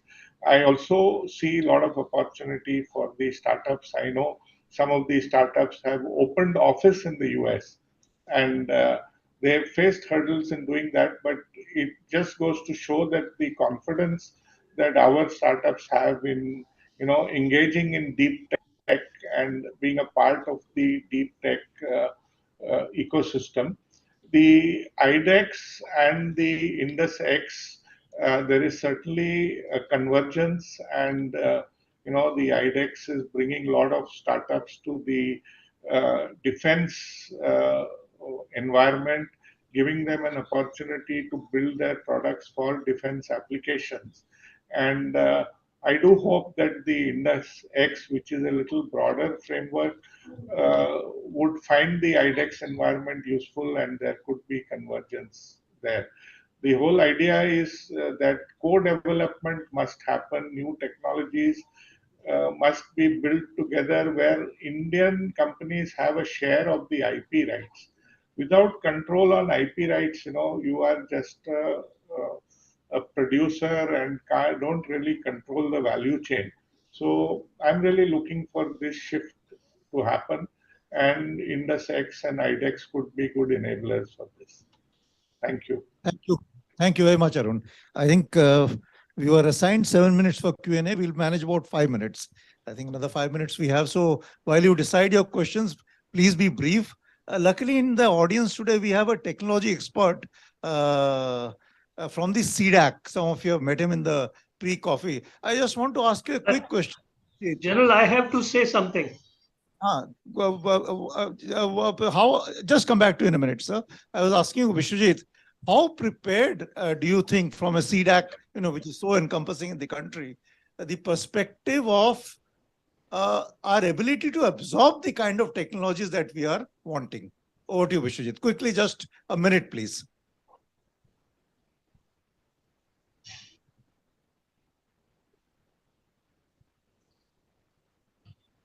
Hello. Yeah. So good morning, all distinguished members and whatever the experts are. I'm Bishusha. I'm from CDAC, Associate Director and Group Head at Security and Strategic Applications. It's good to share some of these things here. Those who know CDAC, I'm just giving a brief because those who know CDAC has been initiated to challenge the technology blockade in terms of supercomputing way back in something around 90s. So now CDAC is an established framework of 13 centers across India, having 4,000 scientific manpower, looking at all advanced aspects from supercomputing to AI to quantum computing and all. So having said this particular background, my association with this particular event here, where I'm glad to share, is that we have been working specially for the defense needs and others for last 5 or 6 years, very closely with DRDO, catering to the large-scale requirement of electronic warfare systems. So having associated over that particular field, we have thought of that with the Atmanirbhar, with making India self-reliance on defense and cyber capability and merging these two, and essentially contributing to the Indian forces and government, having all our expertise in all these technology areas, we are actually initiating another separate wing as a company, specifically to the Northeast, along with one of the reputed institutions of IITs, what? Especially, so that we do have a much bigger ecosystems. And probably why I'm announcing this here is that since we will be making it catering to our eastern regions and with larger scale of operations, and as different experts has already shared, we need to adapt, co-develop, and create a new value ecosystems. And for looking ahead with this particular perspective, it's a very good opportunity for me to be present here and ask specially this particular initiative to facilitate for bringing India into another self-reliance on this, catering to this particular requirement. And we are hopeful of these things. Cybersecurity, CDEC is already working closely with different US agencies and universities. So on this defense and other aspect, this initiative will be very welcome, where we'll be also making another huge contribution into it. And in terms of scalability also, the industrial park where this facility extension can be created will be a good welcome initiative. And industry, private industry participation for large scale productions will be another welcome opportunities, right? So with this initiative, I'm very grateful, and I need people like General Shah sir to be behind us and facilitate us and guide us, making this big dream to realize. So with and other experts also similarly. So from CDEC's point of view, it's my open invitations to all the experts, all other players, and even the private players also to make this initiative a successful one. Thank you all. Thank you, Vishwajit. So what we'll do, sir, we will take your questions after this address by the US Defense Attaché. And so you can just hold back your questions. We will continue with that. Over to you, Puru. Thank you for that adaptability. Now we are fortunate enough to be joined virtually by Colonel Douglas Hess. He's a foreign area officer in the United States Army and serves in India as the US Army Attaché.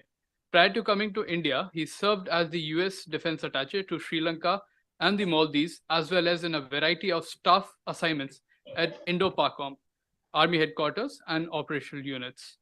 If you are able to hear me and join us virtually, we look forward to your keynote address. Colonel Hess. Hi, good morning, ladies and gentlemen. Thank you for the invitation to speak and for the warm welcome. I apologize I couldn't be there to talk with you all in person, but it is an honor to be able to speak to you all about the US-India defense relationship. As we said in my introduction, I am a foreign area officer in the US Army, and I've been working in and around South Asia for almost 10 years now. And I've been here in India for about 2 years. It's amazing to me to see how much the relationship between the US and India has changed over the 10 years that I've been following this. I see the theme for today in the conclave is deliverables to deliveries. But in my discussion, I'd like to take a little bit of a step back and look at the relationship from a wider lens. While deliverables and deliveries are obviously a very important part of the relationship, it's very easy to miss the real progress that we've had if we narrow it down to specific areas of cooperation or individual cases. It's important to recognize the US and India have never been more interconnected, whether through information connected on the internet or through global supply chains. People say one click today sets in motion the world. And certainly, if we look at our relationship from a people standpoint, we're very interconnected. I would wager that virtually everyone in that room has friends or family that reside in the US. And it's no secret that some of our biggest business leaders are Indian American, not to mention our vice president. When I first got to India, I often see articles questioning why the US and India should be partners. But the longer I've been here, it seems to me the only real question is what kind of partners are we going to be? In this modern, globalized, and interconnected economy, the only way for a nation to attain health security, food security, and stability for economic prosperity is to work hand in hand with allies and partners. In the global environment, no sole nation, whether you call it a superpower or not, can securely stand by itself. And the strategy of going it alone, global international order, the Indo-Pacific region has a critical role. As I've said, I've spent the last 10 years living in South Asia and the Indo-Pacific, and it's clear when you look towards the future that this region is only going to become more important in global affairs. The region's home to more than half the world's people, nearly 2/3 of the world's largest economies, and 7 of the 10 largest militaries. Today, Indo-Pacific nations are to define the very nature of the international order, with implications for countries far beyond the shores of the Indian and Pacific Oceans. A little over a year ago, the White House published the U.S. Indo-Pacific Strategy, highlighting our commitment to work along allies and partners for secure and resilient. The most salient feature of the strategy is we recognize that we cannot accomplish this goal alone. We increasingly see provocative behavior by some actors throughout the region, whether it's in the Taiwan Strait, the South China Sea, or the Swahili Coast, or the borders of India, testing the norms of international conduct. These historic challenges require unprecedented cooperation with like-minded allies and partners who share in the vision of a free and open Indo-Pacific. In this endeavor, the United States is proud to work alongside India's leadership in the South Asia and Indian Ocean region as a driving force of the Quad and other multinational fora as an engine for regional growth and development. India has the largest GDP growth of any major economy with a young population that makes India now the world's largest country. The U.S. is committed to continuing to build our strategic partnership in which the U.S. and India work together with the regional groupings to promote stability in South Asia, collaborate in new domains such as health, space, and cyberspace, and deepen our economic and technology cooperation to contribute to a free and open Indo-Pacific. So getting down to more of what we're focused on here today, an essential part of the strategic partnership is certainly the continued growth of the U.S.-India defense relationship. In 2016, the United States and India became major defense partners, marking a new milestone in India defense cooperation and expanding the range and depth of our defense cooperation. Senior leaders in both the U.S. and India continue to promote our strategic relationship with a vision for peace, security, and prosperity across the Indo-Pacific region. For example, in March 2021, India hosted U.S. Defense Secretary Austin in Delhi, which was part of Secretary Austin's first official trip abroad in the Biden administration. The Secretary was just back in India in this year. It's almost, and I'll go as fast as I can here. In the last 2 years, we had the Secretary of the Navy, the Secretary of the Air Force, the Commander of Indo-Pacific Command several times, the Chief of Staff of the Naval Operations, the Chief of U.S. Special Operations Command, Commander of U.S. Pacific, Commander of U.S. Pacific, Commander of U.S. Pacific, any number of distant sectors, with more still coming, and obviously the G20 summit coming up. All of these people come here and we hold candid discussions on the security challenges we face. We have the opportunities to figure out how to advance the defense cooperation. So together with our Indian partners, we are building greater cooperation, particularly through the Initiative for Critical and Emerging Technologies, ICET. Also, the Defense Technology and Trade Initiative. I know sometimes people think ICET replaced it, did not, still here. Our military exercises, official visits and exchanges, military education and training, and co-development and integration of advanced defense systems and platforms into the Indian Armed Forces. Each of these lines of effort serve to deepen familiarity and interoperability between the U.S. and Indian militaries and contribute to more security and stability in the Indo-Pacific. The past 12 months have been a watershed for the relationship as the United States and India took important steps to further our strategic goals. Coming back to ICET, we established that in January between National Security Advisor Doval and Jake Sullivan in Washington at the White House. And we since followed that up with the development of a bilateral defense industrial cooperation roadmap. And we're working on strengthening the ecosystems through events like INDOSEX, which we were just discussing, and increasing the resiliency of supply chains, cooperation on space and next generation telecommunications, and increasing our research and academic partnerships. We're looking forward to putting this ambitious initiative more into action in the coming months and years. The U.S. defense has demonstrated committed to partnering with India to provide high quality, technologically advanced defense equipment and systems that are widely considered the most operationally reliable in the world. The announcement in June that the U.S. and India will co-produce the GE-414 engine is an example of our intent to be more ambitious in what we can do together, building on the success of our past foreign military sales. As you're all aware, the Indian Air Force operates C-130s and C-17s or range of missions, whether it's transporting relief supplies within India or abroad, evacuating Indian citizens in times of distress. Just in the time I've been here in India, we saw this in 2021. India did the evacuations of Indian, Afghan, Nepalese, and Lebanese nationals from Kabul. In 2022, when your government sent significant humanitarian aid to Turkey following a major earthquake there. And then just earlier this year with the evacuations again in Sudan, India demonstrating its ability to project its power globally as it needs to take care of its citizens and contribute to global security. Indian Navy also operates the Boeing P-8I. I believe you all have the second largest P-8 fleet in the world after us. That provides overwatch of land, sea, and air domains and helps secure India's borders and the Indian Ocean region. There are a growing number of joint ventures and partnerships between the U.S. and Indian defense companies. They're committed to building a strong network of defense in India. Come to the United States as part of our supply chains for our systems. One example of this is the M777 ultralight howitzer. This provides critical and credible fire support for India's forces along the 15,000-kilometer borders in the high mountain areas. The components of the M777 are assembled, integrated, and tested right here in India, and the U.S. has been in discussions about possibilities of producing the entire thing in India in the future. Additionally, all fuselages for the Apache helicopter are now produced in Hyderabad as part of a joint venture between Tata Advanced and Boeing.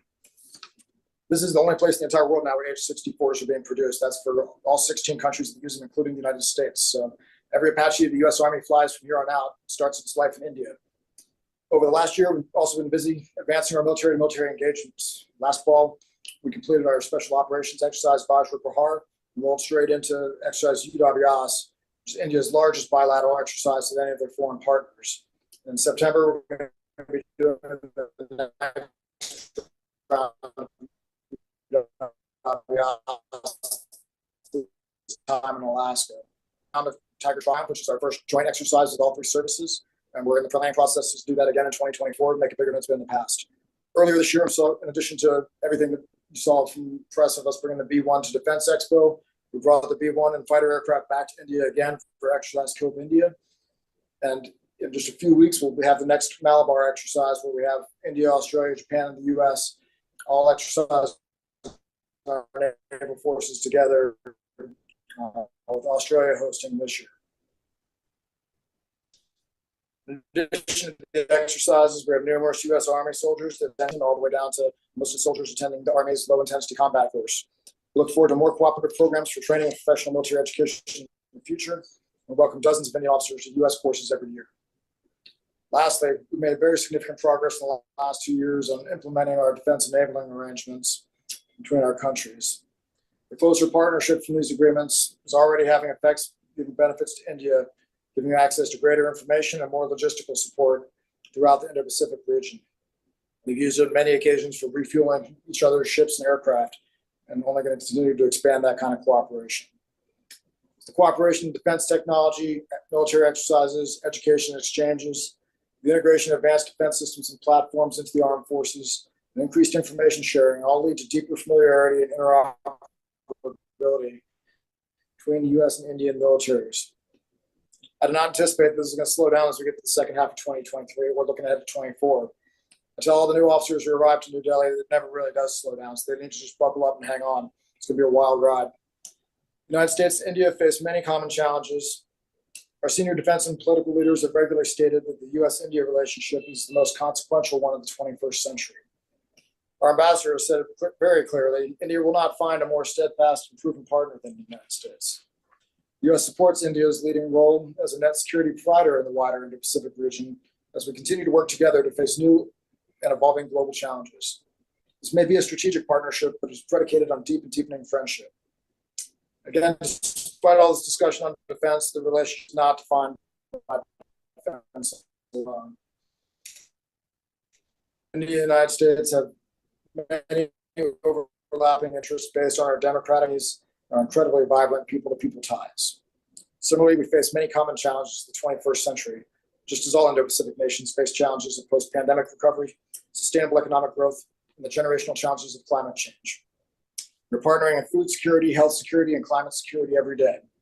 Still, it is through cooperation with like-minded allies and partners we can defend the international order against actors and activities that seek to threaten the norms of international conduct, norms in which India and the United States believe resolutely. As we have seen throughout the 21st century, we rarely know in advance when we're going to face a crisis. Whether that's a health crisis, an environmental crisis, or a physical attack from a conventional or unconventional. Nations cannot wait until the crisis arrives to build partnerships. One cannot search trust. Cooperation efforts combined with bilateral and multilateral economic, health, and climate initiatives prepare us to be ready to work together when a crisis hits. The U.S. and India are better together. Thank you.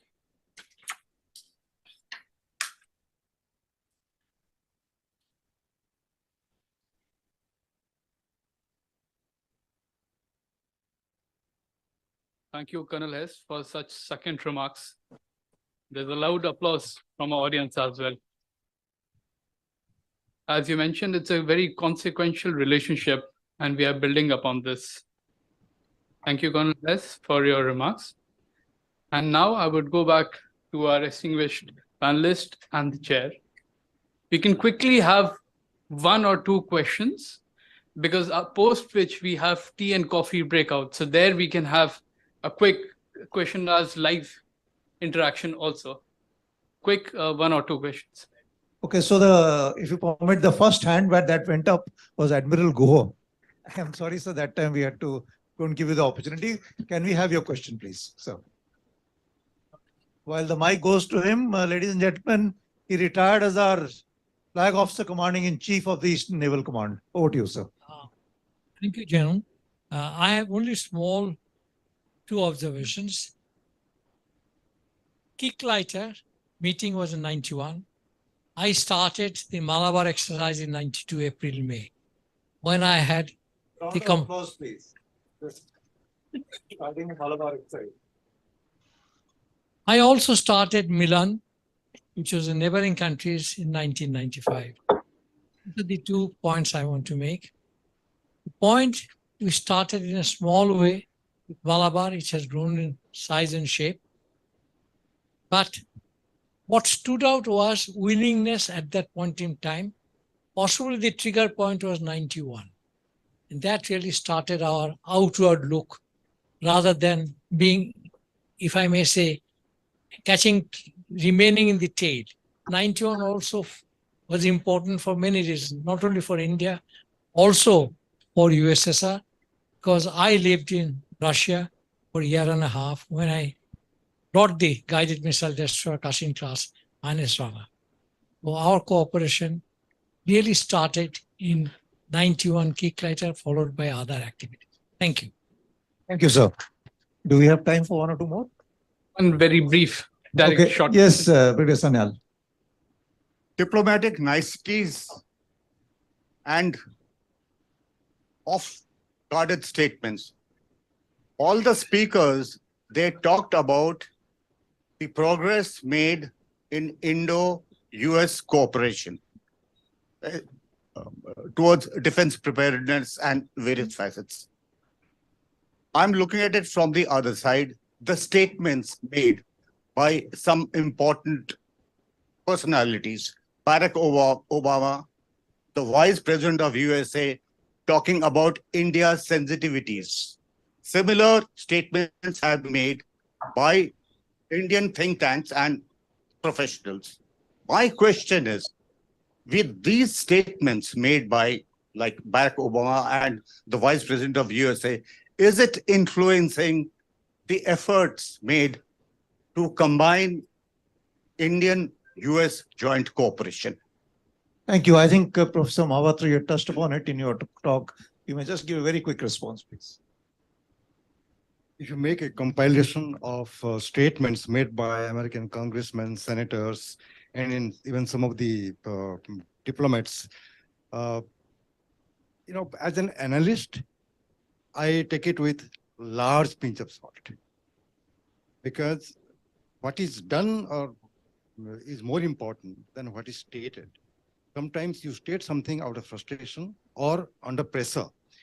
When somebody in the US Congress will make a statement on Khalistan, certainly from his constituency, there is some pressure or some reward to make a statement on Khalistan. So they make such statements, and we should not be so sensitive and thin-skinned that because some American congressman said this, how Americans believe like this. No. When Prime Minister Modi was visiting there, of course, there was a big highlight about 7,000 Indian Americans inside the White House, never before. But the people who were outside the White House making all kinds of anti-India statements and anti-government statements, those were not taken seriously by Joe Biden. Joe Biden took it in a totally sophisticated way And he did not go by what New York Times would say or what some groups in New York will say and all that. That's why we have to separate the statements and the action. However, the point that you made, sir, if an American government official is saying something, who should counter that? It is our government who should counter that, but they don't. I've written about it in Sunday Observer, 1 or 2 articles, particularly related to religious freedom. But from our side, if the think tanks are making long statements, they just ignore. So we have to be very careful who is making the statement and who should counter that. If congressman is saying thing, our MP should also say something. Thank you. I think you had also heard Nirmala Sitharaman countering Obama. So it's part of the game. Yes, over to you, sir. So I just want to understand the Indian company perspective, and also the August gathering. What is your perspective about the IP? Now, you mentioned the IP is safe here or it's not safe. That's one question. And then I heard IP rights. Why is critical technology not coming to India?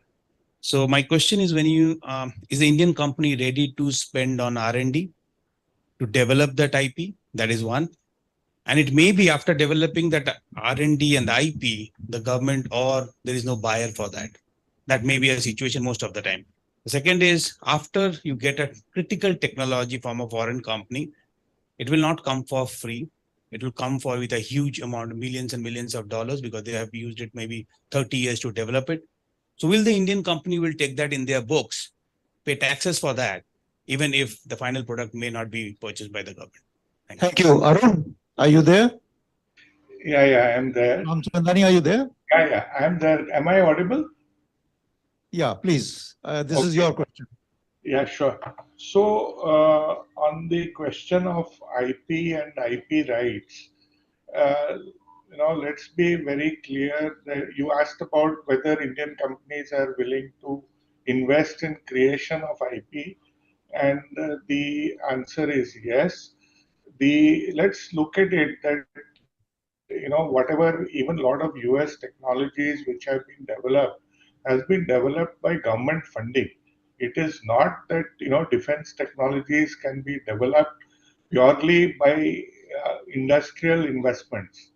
Like you rightly said, that a lot of the success rate of IP creation and the commercialization of IP is a big challenge, and it does require support from the government. We are lobbying with the government to create an ecosystem which supports industrial R&D and supports IP creation within the country. So that's point number one. Point number two, on transfer of IP rights, I would say that there is, finally, IP is like your family jewels, and no company likes to transfer IP rights. They are happy to license production, but nobody is willing to transfer IP rights. So acquisition of IP is very rare, difficult, and costly, and may not make commercial sense. So the real way forward is co-development, where you co-create and co-own IP. That should be the way forward. This whole thing about TOT acquiring IP has a lot of limitations. That's what I would say in answer to your question. Thank you, Arun. Quick 30 seconds wrap. I don't think we have time for any more questions. Just pardon me for that. We will have a chat during the coffee break. Okay, so people have spoken about multilateral exercises. Nowadays we do 8 bilateral and 15 multilateral exercises with the US. When I was attending the US War College for a year there, my faculty was on Phil Tissue, F-16 pilot from the Marine. This guy in every other session would highlight how he enjoyed, or rather learned, in every trip over here, because he mentioned again and again, with a much lesser technological aircraft, your guys would outsmart us anytime because you can innovate much faster than we do. A point I'm highlighting here that, okay, I do understand more water flows in the stream of relationship from US to India, But nonetheless, even Americans realize that there is a lot which goes from us to them as well. A point, I think, which needs equal sensitization in the US as much as here. And that will help us to become a little more thick-skinned in forging forward like a rhino. Thank you. Over to you. Thank you so much for putting that. General Shah, I think Mr. Dutt wants to come in.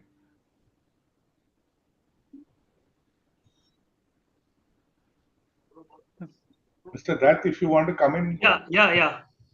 I actually, very important observation have been made in regard to Indo-French, although we were talking of Indo-US. Now,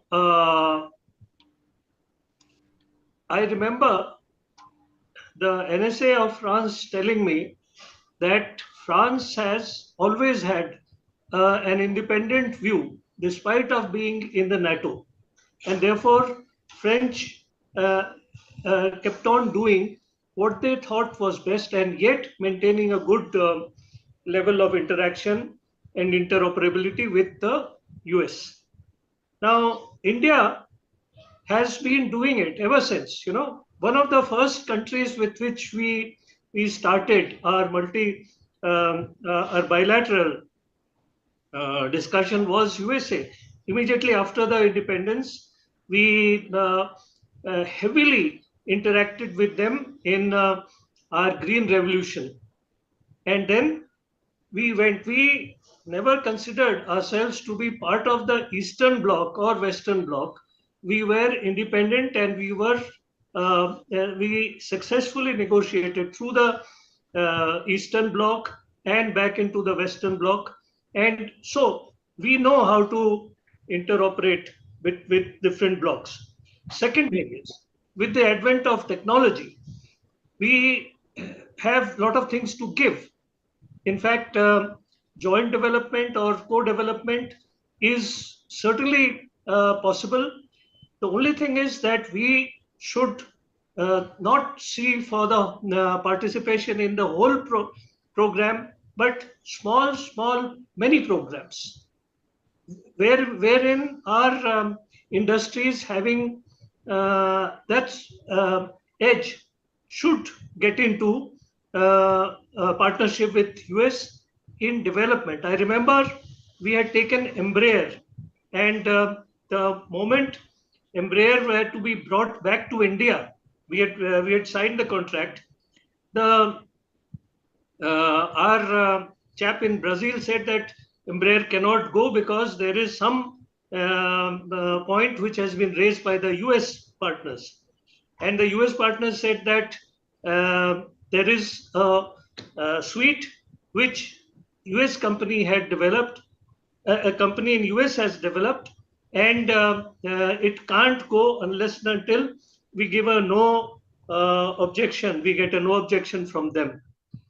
So we had just finished Indo-US framework for defense, in which we were stepping into a strategic partnership mode. So I said, what is this strategic partnership mode? And you have put a stop in acquiring Embraer aircraft. It turned out to be that there was a French company based in USA which had developed this. And so I told the Vice Chief of the Air Staff that, okay, we'll negotiate, we'll ask the French. The French company was Thales. I called them the same evening, and they said that no, but this has been developed in USA. So therefore the IPR is that of rests in the US part. Then I called our ambassador in USA, Ronan Sen, and the deputy chief of embassy, and I said, you go to the state government and you go to the right sources and tell that we have signed Indo-US framework for defense relations. These kind of things should not be brought. Next day, the Vice Chief of the Air Staff came back and he says that, yes, the US have agreed.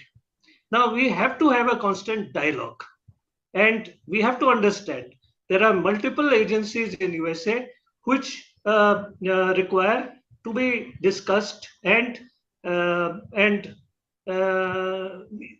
we can get the right decision.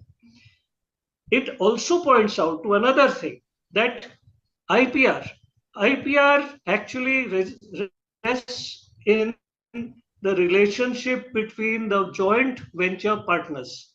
A joint venture partner, maybe in USA, maybe in France, maybe in India, and they discuss, and in the new product which is coming out, they can say that this IPR will be dealt with this company and this procedure.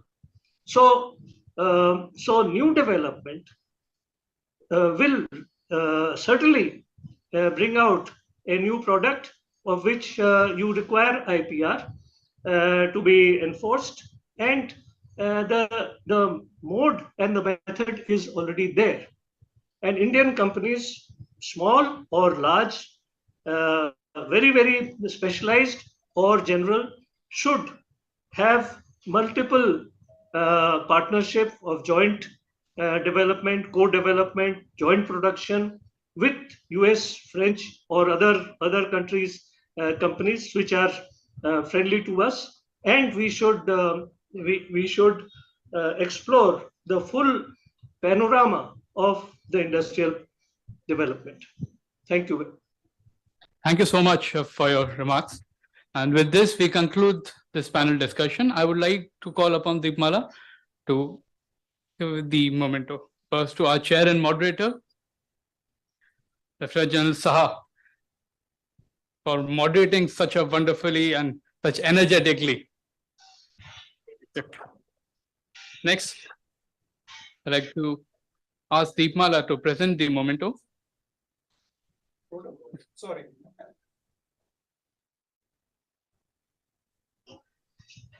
In the meantime, I would ask the participants to kindly submit their survey forms to Mihir, who is sitting at the first table, please.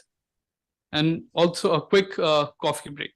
Before that, Professor Chintamani, thank you, sir, for putting out the Indo-Pacific angle and layouting for the second panel that we have starting in another 5 minutes. Thank you. Third, a renowned senior journalist for putting us on the world map and putting us there. Thank you. Also, I would like to thank Arun Ramchandani ji and Shekhar Dutt ji for their remarks virtually. We come back for after a quick coffee and tea break. You can bring in your coffee on the tables and we can start right away the second session. Hello. Now, since we are starting, I would start calling upon the panelists and the chair of the second session. Second session titled Recent Initiatives on US-India Defense and Security Partnership. I will request people at the back to start coming and please be seated. First, I would like to call upon our chair and moderator, Indranil Banerjee, the senior analyst and freelance journalist, to come on the stage and please be seated, sir. Next, I would like to call upon Partha Roy Chaudhary, commercial lead at Lockheed Martin, India.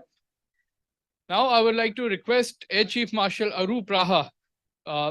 Sir, if you could kindly come on the stage. He has been former Chief of Air Staff and President, CENERS, Kolkata. Next, I would like to call upon Colonel Banjinder Singh. He's Director, Aerospace and Defense, USISPF, US-India Strategic Partnership Forum, India office. And last but not the least, Sucharita Bhattacharjee. She is Policy Analyst at CUTS International.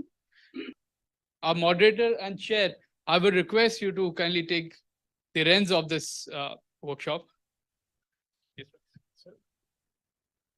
Just speak from here itself. So a very quick and brief introduction. I think most of you would rather hear the speakers than me babbling away.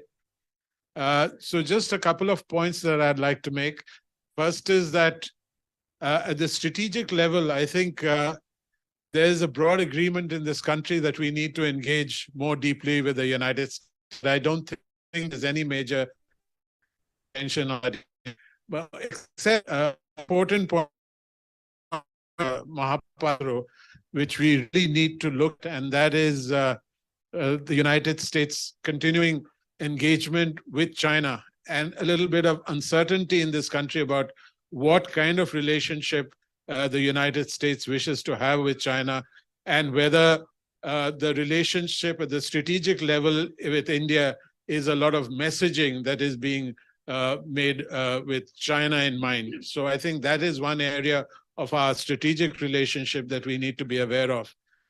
But it's even more important to look at the specifics. And I don't think that we look at the specifics of the relationship, particularly in terms of defense cooperation and the various aspects of this relationship.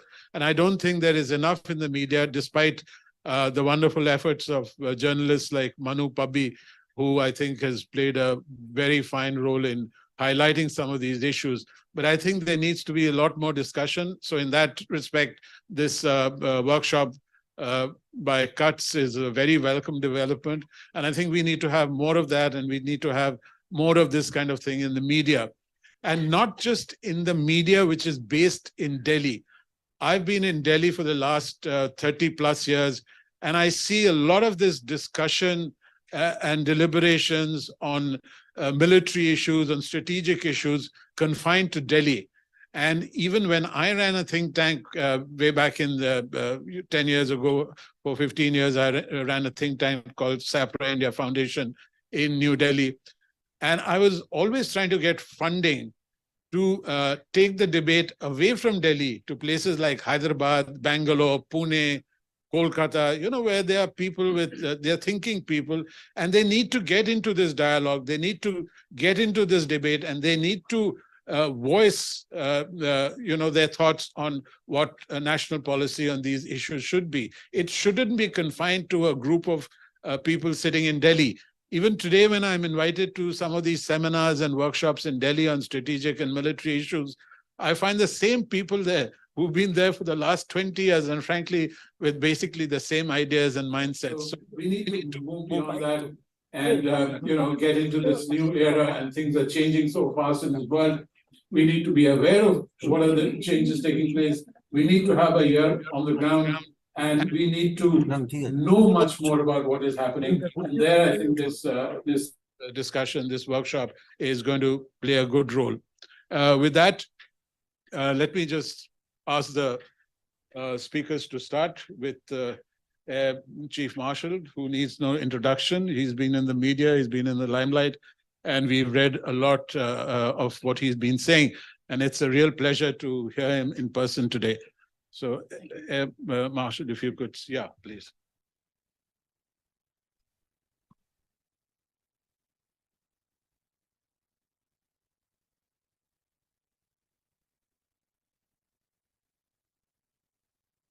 Good afternoon, ladies and gentlemen. My special greetings to the chair and my esteemed co-panelists.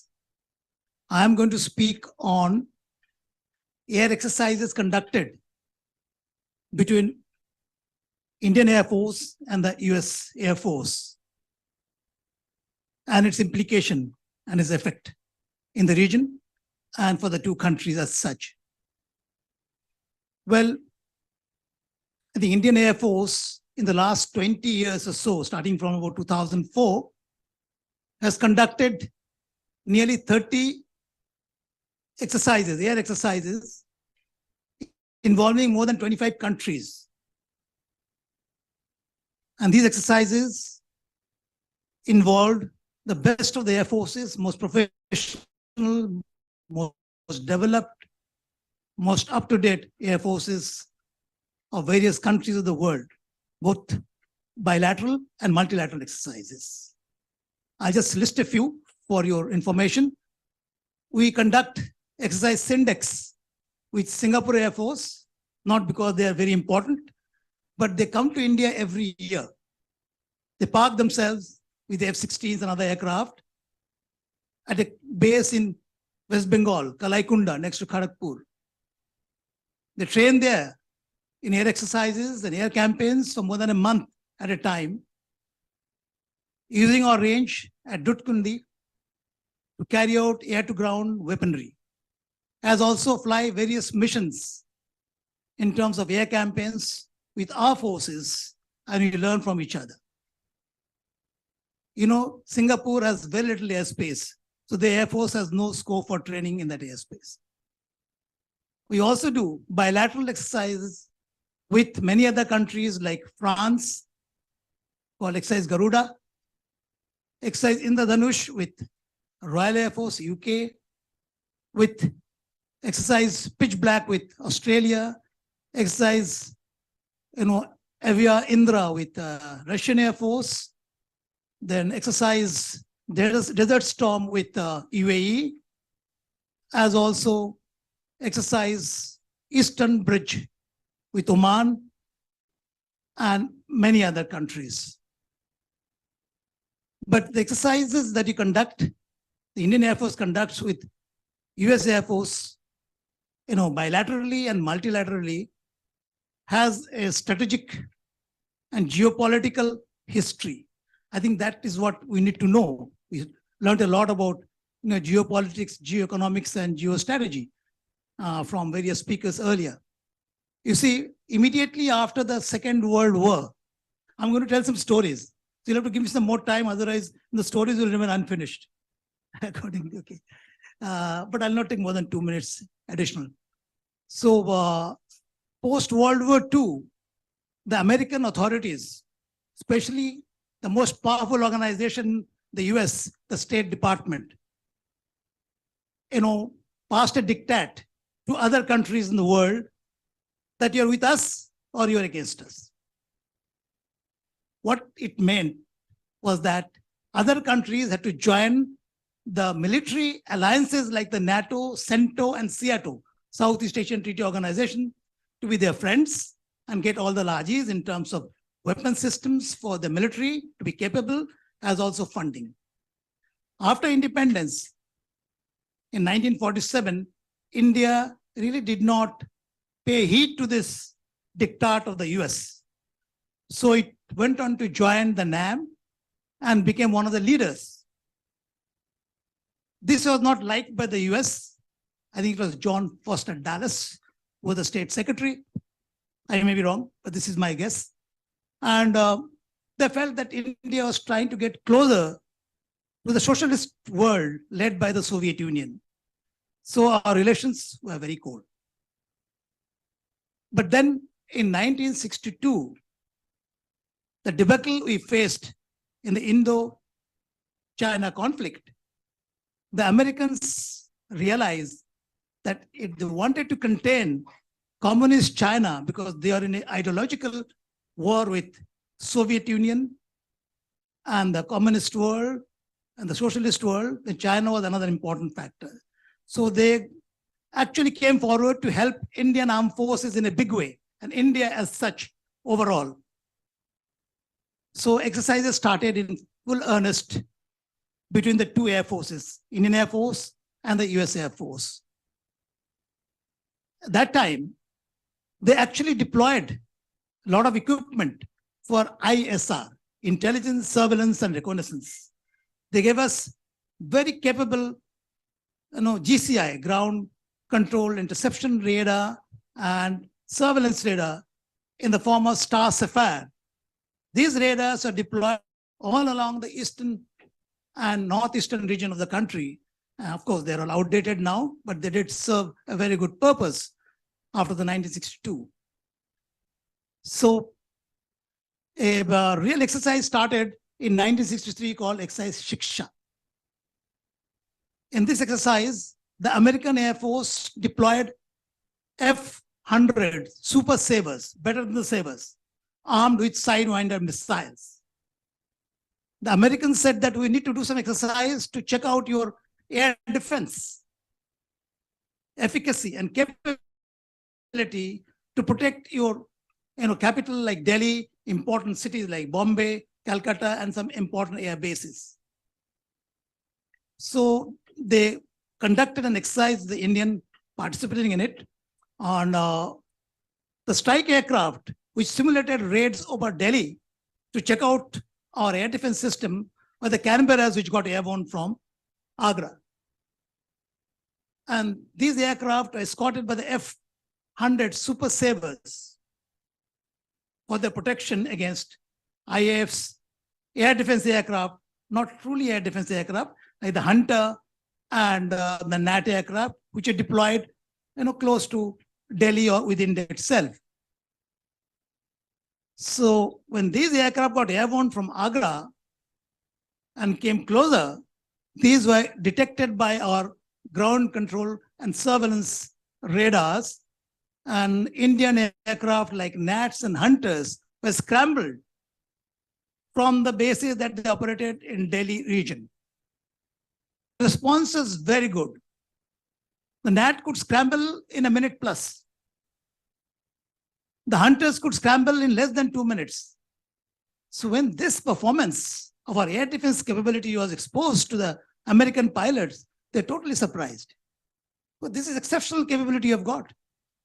So after scrambling, these aircraft actually climbed to 30,000 feet in no time. Under the guidance of the ground control interception radar, they intercepted this raid well short of the on outskirts of Delhi. They intercepted, engaged in air combat, and they landed back. During the debrief, certain facts came out. Let me tell you the story I got from senior veterans, because I myself was in Kalaikunda in 1975 and lived in the camp. It's called a Shiksha camp, the buildings that are prepared for the Americans to station there for various exercises. The story goes like this. At the end of the mission, the fighter pilots from Nats and Hunters produced a cinefilm of the gun site, having tracked the American F-100s for a gunshot claim. They produced the film. The Americans said, no, this is not okay. No, this is to be disregarded because we have already shot you off the air with our Sidewinder missiles. So there are some contestation. The Indians wanted to see the film of your shots that you have taken, but they couldn't really produce the films. So these contestations go on in combat, in sports field, everywhere. So it is quite natural.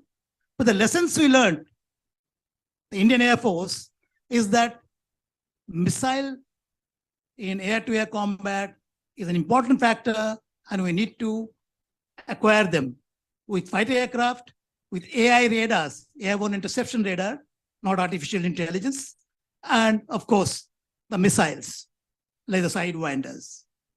So that was a very important lesson for us. But the Americans also learned that you may not get a missile solution that easily in combat. So you'll have to rely on the gunshots in a dogfight. Okay.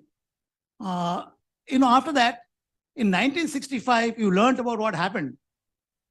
The Pakistanis joined SEATO, CENTO, and all the treaties the Americans had propagated.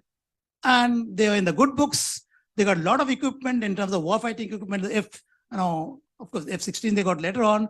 They had the F-104s in between 65 and 71. And of course, they had the Sabres. So this war started by Pakistan thinking that India was low in morale because they had lost the 1962 conflict and they had better equipment with them, which the Americans had supplied. So as the war broke out, Americans clamped down. They prevented export of any equipment or armament or fighting equipment to any of the countries, and the exercise also stopped.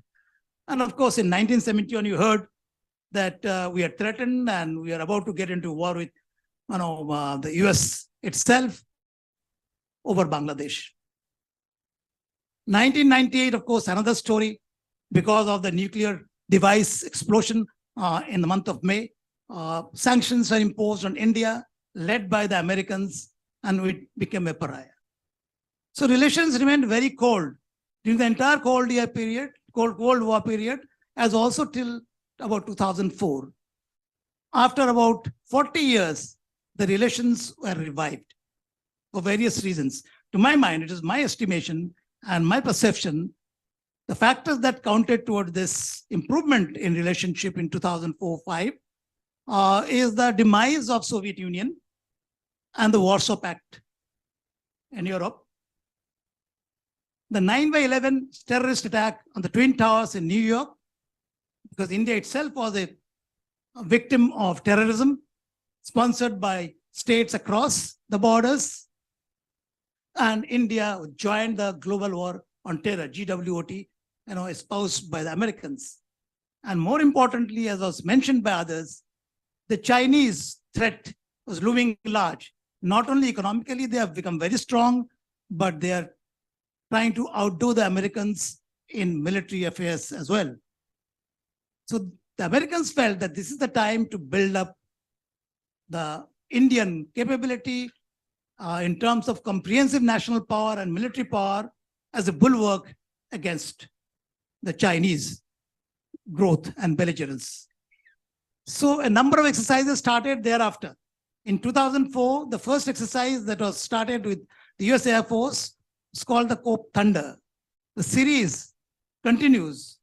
We had first exercise in Gwalior, second and third in 2005 and 6 also in Gwalior, thereafter 2009 in Agra, and 2018 in Kalaikunda, and 2023. We just finished the last exercise, the 6th edition of this Cope India in Kalaikunda, Panagarh, and Agra. It was for 2 weeks. It was a very useful exercise. And Indian side, aircraft that participated, as I know, is the LCA Tejas, Sukhoi 30s, Jaguars 17s, the heavy lift aircraft, and C-13 special operations aircraft. The Americans are very happy to fly against the Sukhoi 30 for obvious reasons. And from their side, they had put, for the first time to my mind, the F-15 air superiority fighter, the Eagle. And also they brought in B-1B supersonic strategic bomber. And the Japanese air self-defense forces had observers during this exercise. You may ask me, why did the B-1B strategic bombers come? What role did they have to play in this? I really do not know, but I'll make a guesswork. It is my guess that it was more for strategic, signaling to the neighborhood adversaries. So at the end of this exercise, of course, in between, we also were invited to participate in various exercises in the US itself. The red flag exercise is very famous, flown in Nevada, Nellis base, where the world's best air forces participate. It is the most important and useful exercise conducted multilaterally almost every 2-3 years. Indian Air Force did exceptionally well in this exercise. Then we are invited to fly a similar exercise called Cope Thunder in Alaska in 2016. 8 fighter aircraft, Sukhoi 30s and Jaguars flew across with 8 halts to reach the other end of the world in Alaska in frozen conditions. And it was supported by C-17, heavy lift transport support, as also air-to-air refueling. So there are many lessons we learned from these exercises. First of all, interoperability. We learned how to manage the logistics, how to manage the networks of each other, maintenance activities, and of course, doing tactical exercises, which would give us a lot of insight into each other's capabilities, as also confidence in ourselves. We learned a lot and imbibed the best practices of all the air forces, especially the USAF. We interacted with them and understood their strategies and tactics. The friendship, the camaraderie, all cemented this bonding in military matters. And I can tell you that military diplomacy is a very important pillar of total diplomacy of a nation. Without having a strong military diplomacy component, a pillar, I don't think relationship between two countries can be cemented and be strong. The other point is that because of the exercises over such a long period, we learned the need to induct fighter aircraft with air interception radar as also the missiles, close combat missiles, and then it went on to beyond visual range, long range missiles. As also induction of force enhancers like AWACS, AWC, and flight refueling aircraft to enhance the overall performance in the environment. Because an environment, if it is good, could actually make even the less capable aircraft like MiG-21, like that of a F-16 or a Mirage 2000. So the environment is very important. And that's how we have got all these aircraft now. And also network-centric warfare. We learned from them that network-centric warfare is extremely important for the overall capability of any air force. And that's how the Indian Air Force has got the ISCCS, Integrated Air Command and Control System, which actually covers the entire subcontinent as also island territories, integrating all the sensors and radars.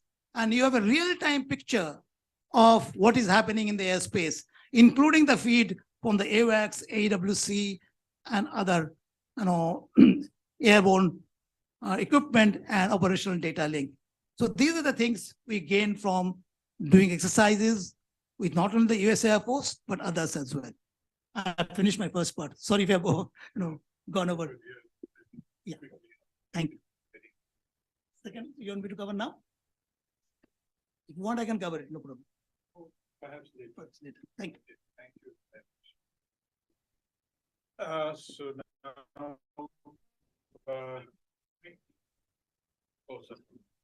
now, now Colonel Baljinder Singh on a very important, the nitty-gritties of actual cooperation and how we can move ahead.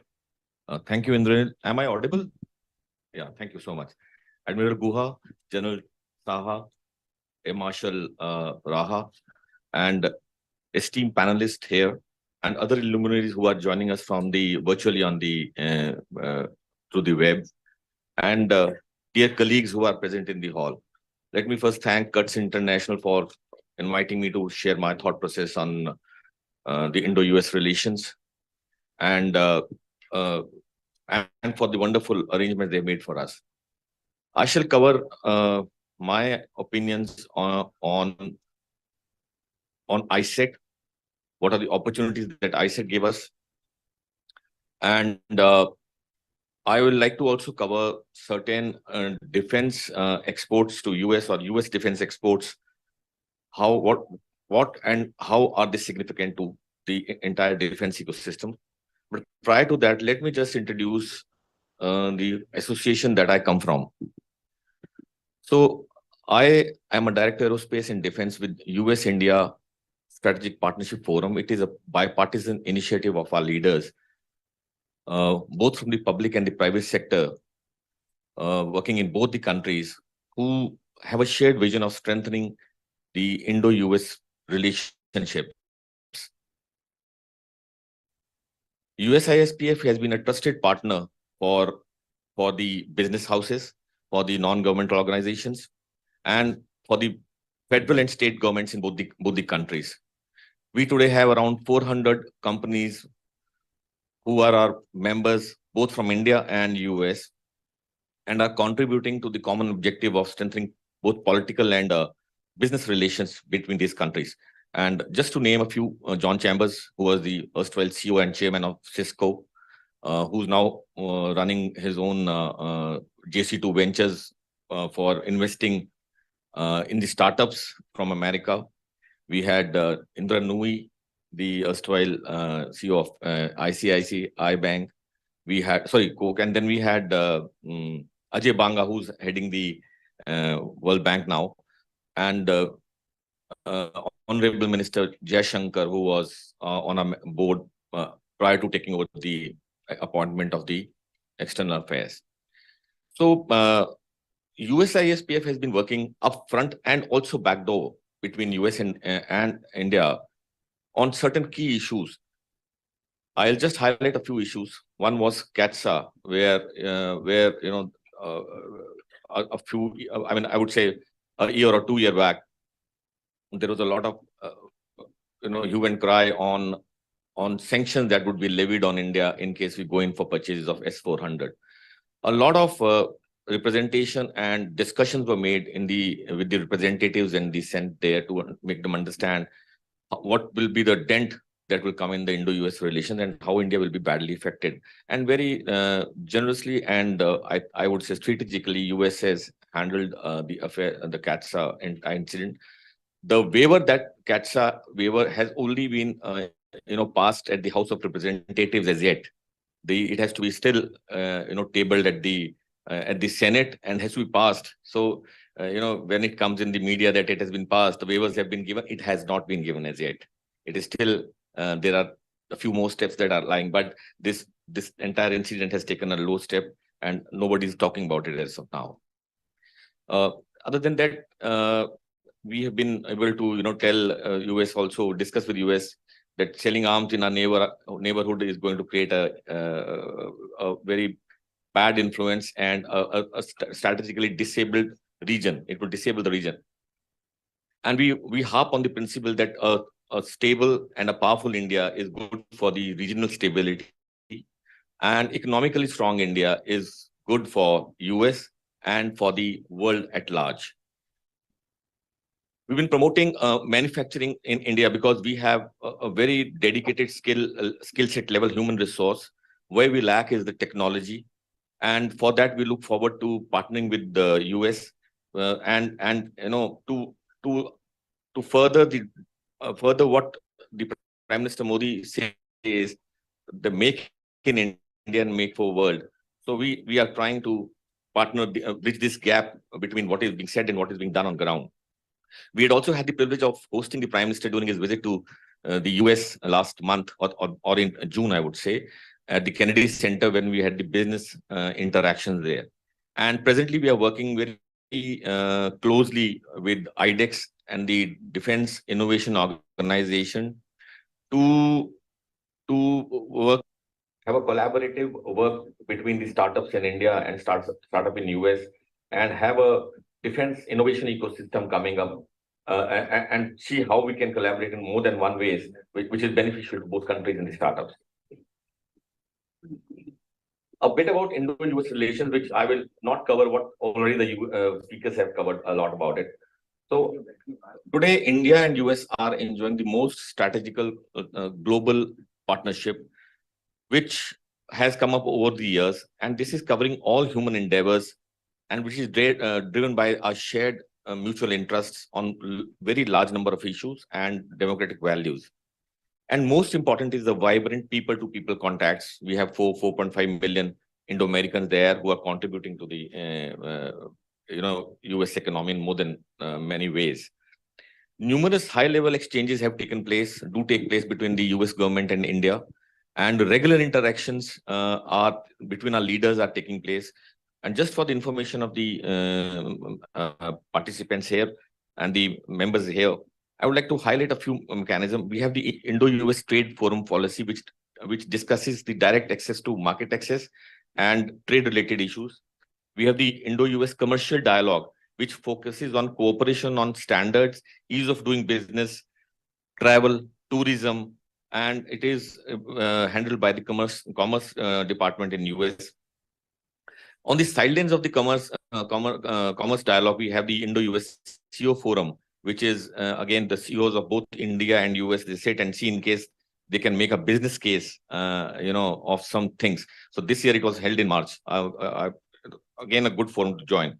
We also had joint working groups in the information and communication technology working to bring cooperation in IT and communication. And lastly, we have the Indo-Pacific Economic Framework where we have a lot of there were 4 pillars, out of which only India is having a problem in the trade pillar, primarily because of issues which are surrounding our digital economy, the kind of regulations and environment we have of labor and environment standards here. And this needs to be, finally consolidated between India and US before that 4th pillar is signed between the two. Now, going forward to this, and I would just remind Indranil to just tell me about the time, because that is one issue. Okay, so I'll come back and cover this aspect of ISET in the second round. Thank you, Colonel. That was a very good overview of what is happening in the commercial side, especially in defense. I hope in the second section you'll give us a few success stories. We all like to hear success stories and specifics rather than generalities. So with that, I welcome Mr. Roy Chaudhary, who's had a pretty checkered career, and he's seen a lot of aspects of life, and I'm sure he will be able to tell us a few success stories in this wonderful endeavor that we have embarked upon. Thank you, sir. So, first of all, thank you, Kurtz, for giving me the opportunity to tell story to the storyteller themselves. So that's very unique. Thank you so much. August, the gathering here, dignitaries, thank you so much to give the opportunity to speak and make you feel what our perspective is from American company. So, Puru, can I have the presentation, please? So let me show you, rather than speaking, what we have done so far. We have heard a lot of guests speaking about a lot of aspects. Maybe when I show you, next slide, please. So this is, okay, this slide, these are the equipment that we manufacture. Each one of them is very, very special. Can you go back, please? Go back to the first slide. Yeah. So each one of them is very, very special. It takes years and years and years of R&D. When we're talking about IP, I mean, this is IP. It fails. If it fails, it can cost you your life. Very, very important. These are not something which you build just like that. And also, you need a market and a customer for that. Next slide, please. 30 years of partnership. I'll not go in detail. I have a short time. Next slide, please. This is the manufacturing plant that came up from a cornfield in Hyderabad. 2009. This particular center was stood up because we wanted to make one of the aircraft empennages. The empennage is the tail part of the aircraft. Now, people may think it's easy. It's not easy. There are thousands and thousands of parts in that particular tail part of the aircraft. And when we started here, most of it was made in the US. We tried our luck, I should say, to come here in India and start manufacturing them with Tatas. Tata we were the first company where Tata did a joint venture with. They had their first-hand experience of what is aerospace and defense manufacturing. So this is what you see here. And then we had a couple of, if you see the corner right-hand photograph where there's a whole assembly line there, this is something which is state of art. It's the same in the US as well. What do you see here? Absolutely same in US. And just one more point here quickly.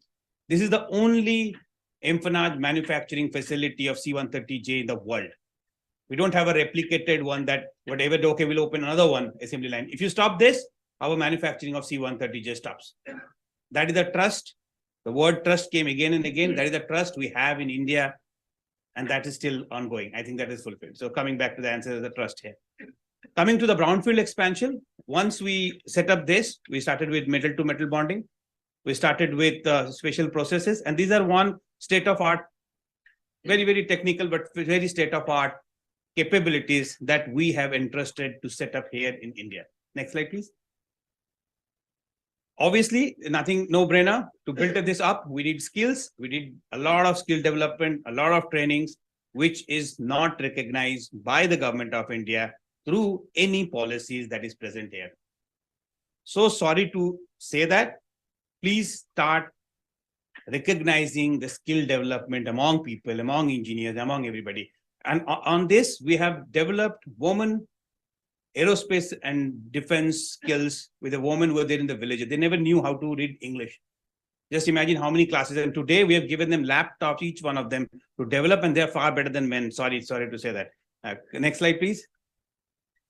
This is over the timelines. I don't want to go again and again with the timelines here, 2010 to 2017, various milestones that we have achieved. And we are now making the fighter wings in the same facility. It is very, very important. The fighter wings, other than HAL, none of the private companies in India make any fighter wing. Now, Tata do make fighter wings in this country. And it is a very, very complex machinery. You'll not believe me. It is very hard. When you think that you can bend a tube, You cannot bend the tube. You cannot bend the tube. It's not that you bend the tube with your hand and fit it. Try it with your car. Come back to us for the aircraft. Next slide, please. Here are the capabilities that we have. If you see this, this is not America. This is Hyderabad, India. The assembly line is state of art. Match it with anyone. Go back to industry. See what we have done. Next slide, please. I think this is highly technical. This is one of the, you're talking about IP, joint development, co-development. We heard that. This is a joint developed, co-developed composite bulk fuel tank developed by Tata and Lockheed together. This is roll on, roll off, 5,000 gallons, taken out fuel anywhere in the country. This is one of the, what are the stories we were listening? I wanted to show you what we did. And this is the autoclave here on the side. That's for the composite manufacturing. That's the autoclave on the left-hand side, the blue tank that you see. That's not the real tank. Next slide, please. I wanted to put some photographs of the tank with others, but this is another success story is the Tata Sikorsky plant. So today you can be proud of two things quickly. One, any C-130J aircraft with a rotor wing that you see in the sky, you can always say the tail is made in India. Do you know this? You can always tell that. 200 tails already made in the flying. Coming to the Sikorsky plant, any S-92 that you see, 157 S-92, the whole cabin is made in India, the whole cabin. So you can always say, any S-92 you see, proudly say that that is made in India to anybody. Next slide, please. This is the capability of Tata Sikorsky. Again, I don't want to go into the detail, but we are thinking of really pushing into how much of indigenization we can do here. And that is absolutely more than 90%. Next slide, please.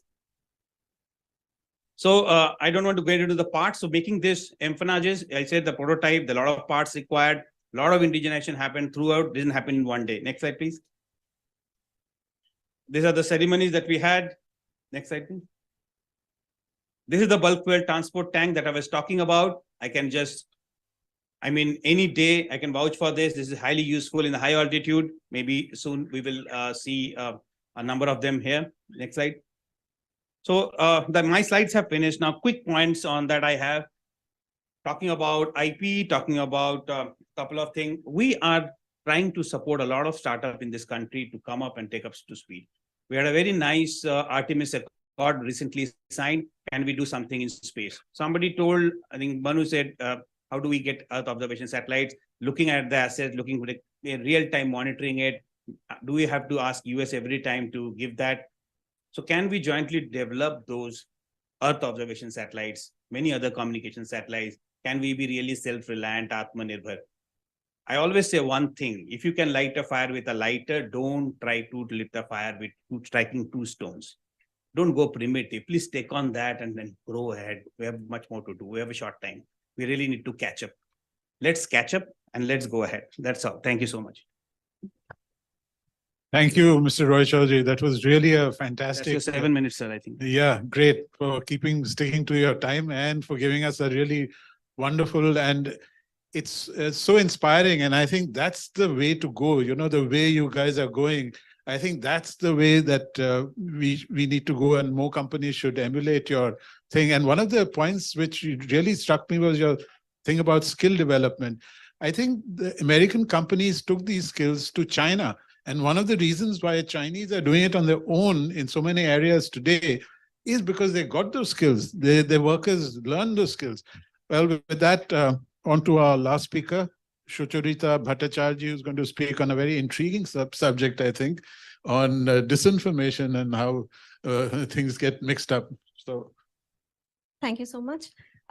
So since morning, we have been hearing a lot about the possible or ongoing cooperation, collaboration, cross-learning, co-production between US and India.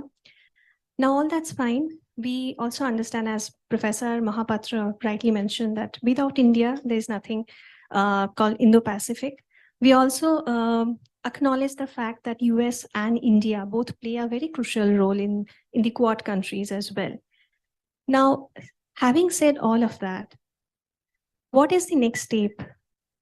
This, we understand, is a very happening space of cooperation, collaboration. The next step is to disseminate all that is happening, disseminate that information to the mass, to the public, right? And there comes the threat of information disorder. There are many types of information disorder. Let's restrict ourselves to misinformation and disinformation.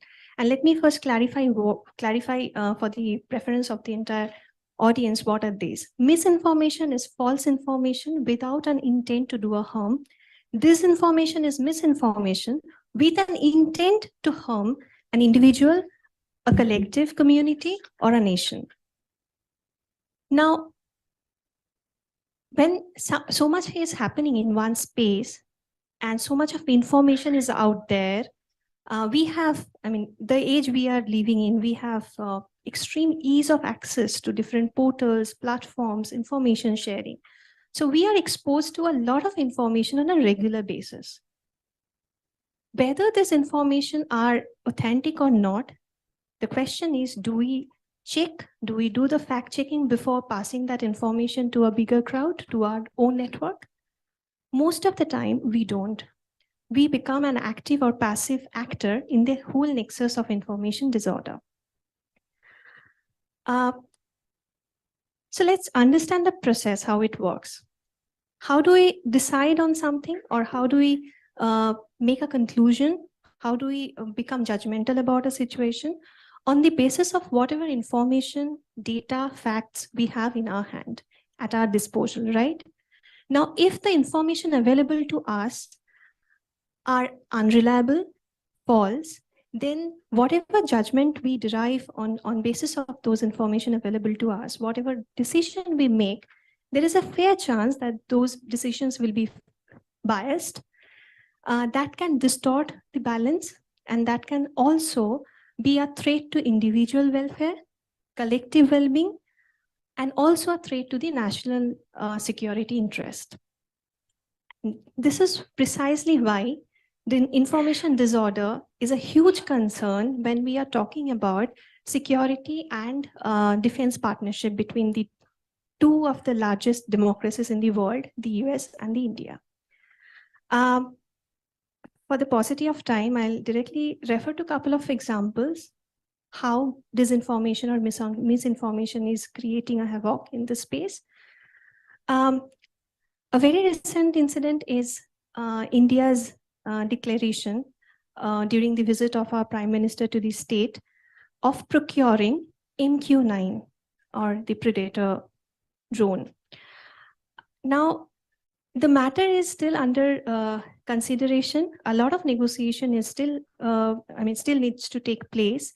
But once there was this announcement about this particular topic being discussed among the two leaders, there was a lot of information that was flooded all over the social media, questioning India's decision whether or not we are doing it right to decide, while deciding to procure such equipment from the US, whether or not we are getting a competitive price.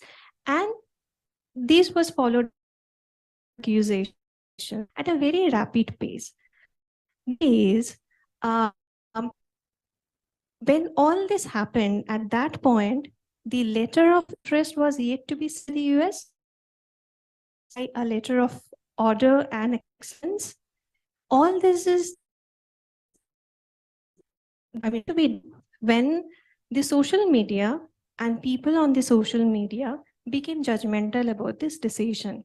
A lot of negotiation about the price, and the price also about terms and conditions, procurement process were yet to be decided. This is the threat, and this not only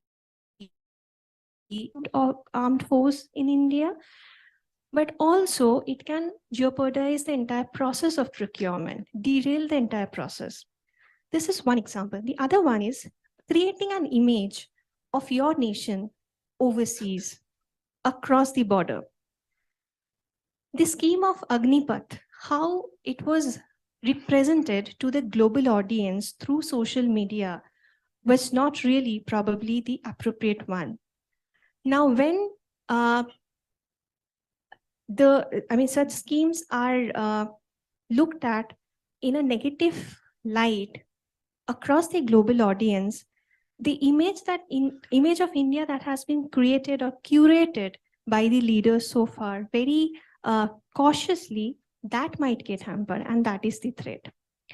This is one side of the story. What lies on the other side is with the increasing threat of disinformation, misinformation, or rather information disorder, now the sanction or the patrolling by the government has also increased manifold, which is again a threat because that can jeopardize the freedom of speech.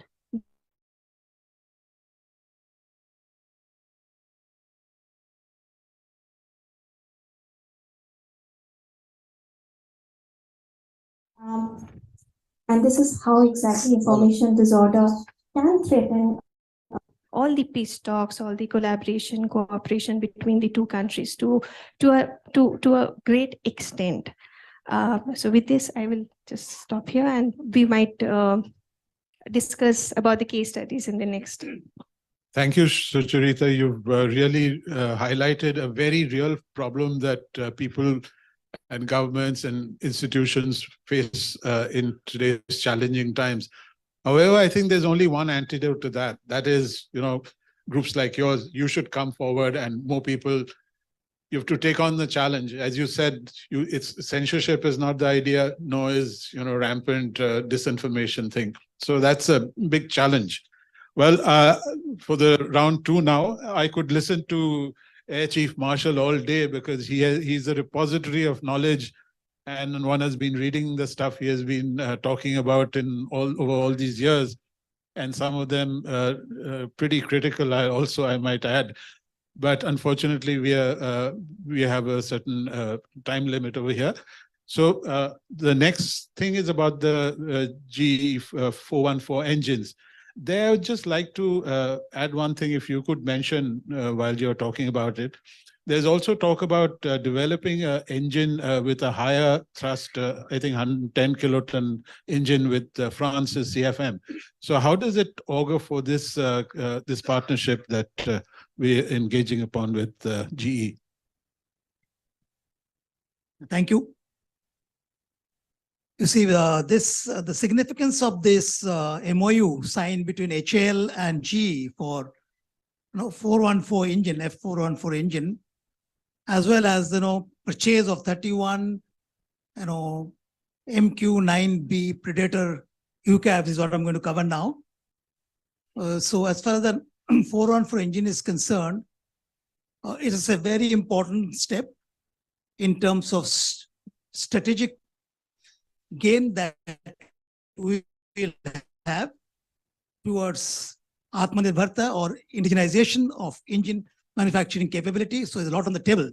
But let me tell you that the DRDO, all its labs, more than 41, the HAL, the DPSU, the BEL, BDL, they've really worked very hard over the last 3 decades plus to create critical technologies which have gone into the manufacture of the LCA Tejas, like fly-by-wire technology, which is quarter redundant, which was denied to us by the US in 1998.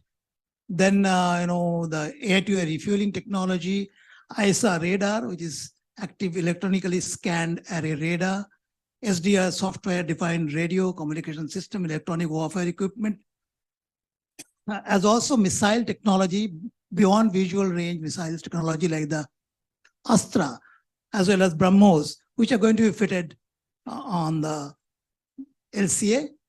Maybe the last version of the BrahMos will be on Mark II of the LCA and AMCA. Now, right in the beginning, we suffered a setback because an engine of the rating that we wanted for the LCA, the propulsion system, could not be produced by GTRE, gas turbine, yeah, exactly, of the DRDO research establishment. And they lagged behind tremendously. And by 2008, the Kaveri engine program of the GTRE was dropped because they're lagging behind far too much, despite cost and time overrun. So HAL and the ADA, that is Aeronautical Development agency and ADE, they actually signed a contract with the GE for F404 engine as an interim measure till the time we would get the Kaveri program through. But Kaveri program did not materialize. So they bought 75 of these F404 engines from GE, and they have been delivered, and they're actually the propulsion system on the Mark 1s.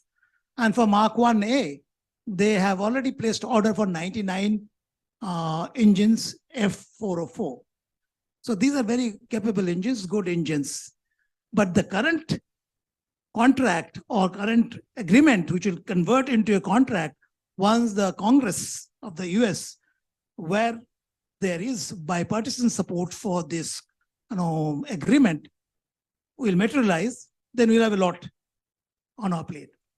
But it's a long drawn process. Getting technology, as was mentioned by people, transfer of technology 100% may not be possible, especially in the core areas. And even if it is possible, it will take time.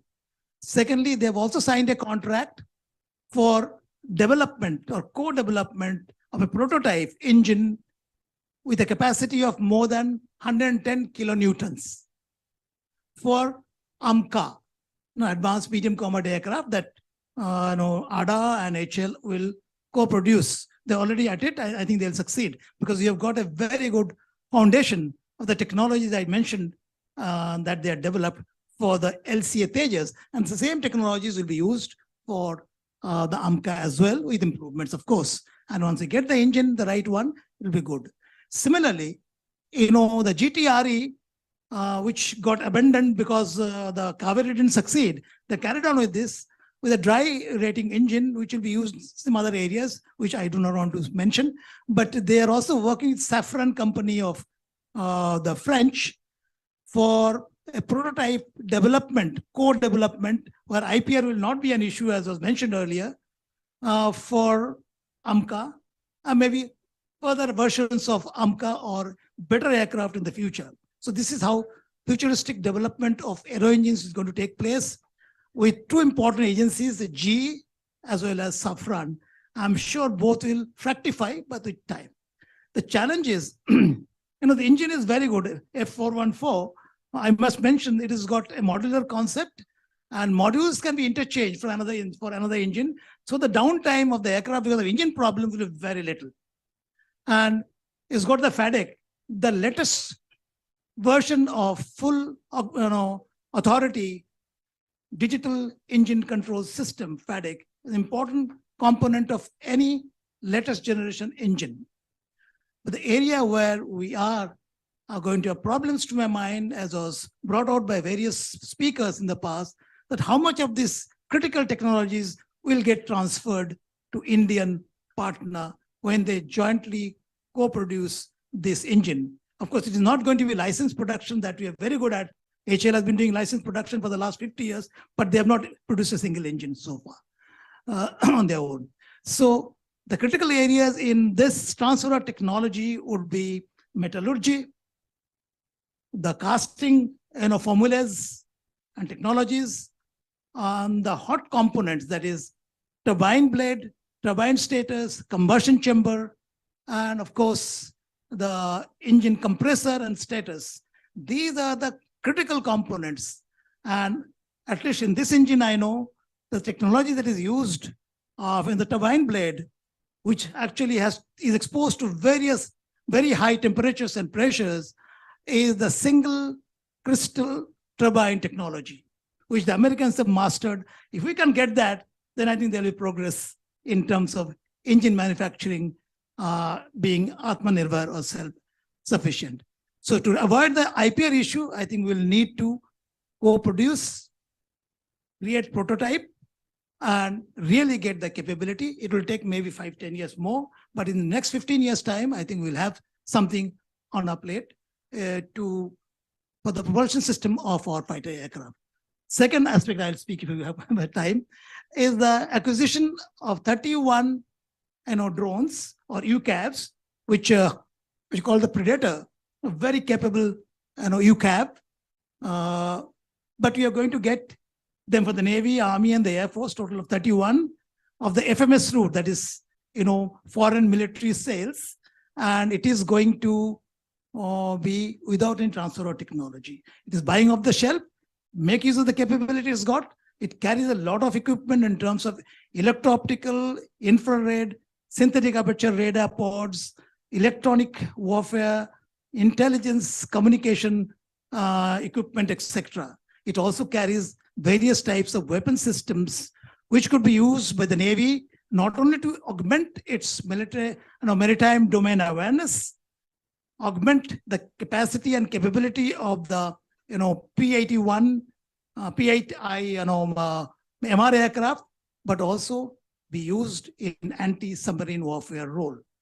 So the problem is that we are going to buy it off the shelf. We'll get no technologies. We'll depend on the American company for spare support, for maintenance, overall, etc., and upgrade. So this is a serious setback. To my mind, we need to have some technology sharing as well as joint venture so that our DRDO labs, which are producing these UAVs and UCAVs, get a boost. There's some other issues which I'll maybe answer during the question answer session in terms of overall implication of the Indo-US relations, especially in the military domain. Thank you. Thank you, Chief Marshal. That was very illuminating. And now if you could tell us a little bit more about your area. Thank you, Andrew. So just taking up from what Air Marshal Raha said, these announcements have just been made made there as a statement. The work is yet to get in on these announcements. The entire procedure of technical negotiations and then commercial negotiations have to take place. And it is at this time that they will, be discussing as to what will be the indigenous content here, what will be the total value of the project coming in. And if there has to be an indigenous content, who will partner with for MQ-9Bs, and and there has to be a kind of a overall arcing framework which the defense industrial cooperation roadmap is going to lay down. And this is going to be very soon, because as I understand that both the governments have been working on the DIC for a long time. And it is going to be announced very shortly, maybe in a span of a month, which will be in public domain and being monitored at the apex level.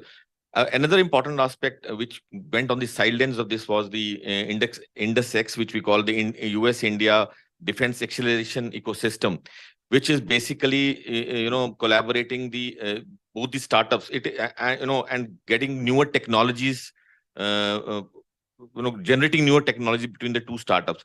The problem areas in this is, both the US Embassy and the Indian government, MOD, have been working to find joint challenges for them, joint problem set, the area of how we can fund these startups to do research and development work. Also making open the universities in US and India who can work together and find and find out solution to certain common problems, common dual use problems. And another thing which they're looking at is how these technologies made, which are evolved in India, would be utilized in America. For that, we have to have standardization, certification, a similar certification system. And to have that system, you have to have quality assurance, a similar quality assurance system and standardization system. So it is a tricky issue. A lot of thought process is going on these lines. And we are interacting with the industry. Another important aspect is that we still need to make a industry to industry platform in the DIC, something which we call it Defense Industry Collaboration Forum, which was part of the DTTI. We still yet to come up. So that's a reason we do not see industry interaction on these aspects. But a very good step has been taken on the MQ-9Bs and the jet engine technology. And in case they do come through in the form that we are envisaging, this is going to give a very big boost to the small, medium, and micro industries, and entire defense ecosystem. The idea of exporting 5 billion exports from India to our neighboring countries, even to Africa and to Arab countries by 2025, which is the target set, and we are just at around 1.95 billion as of now in June.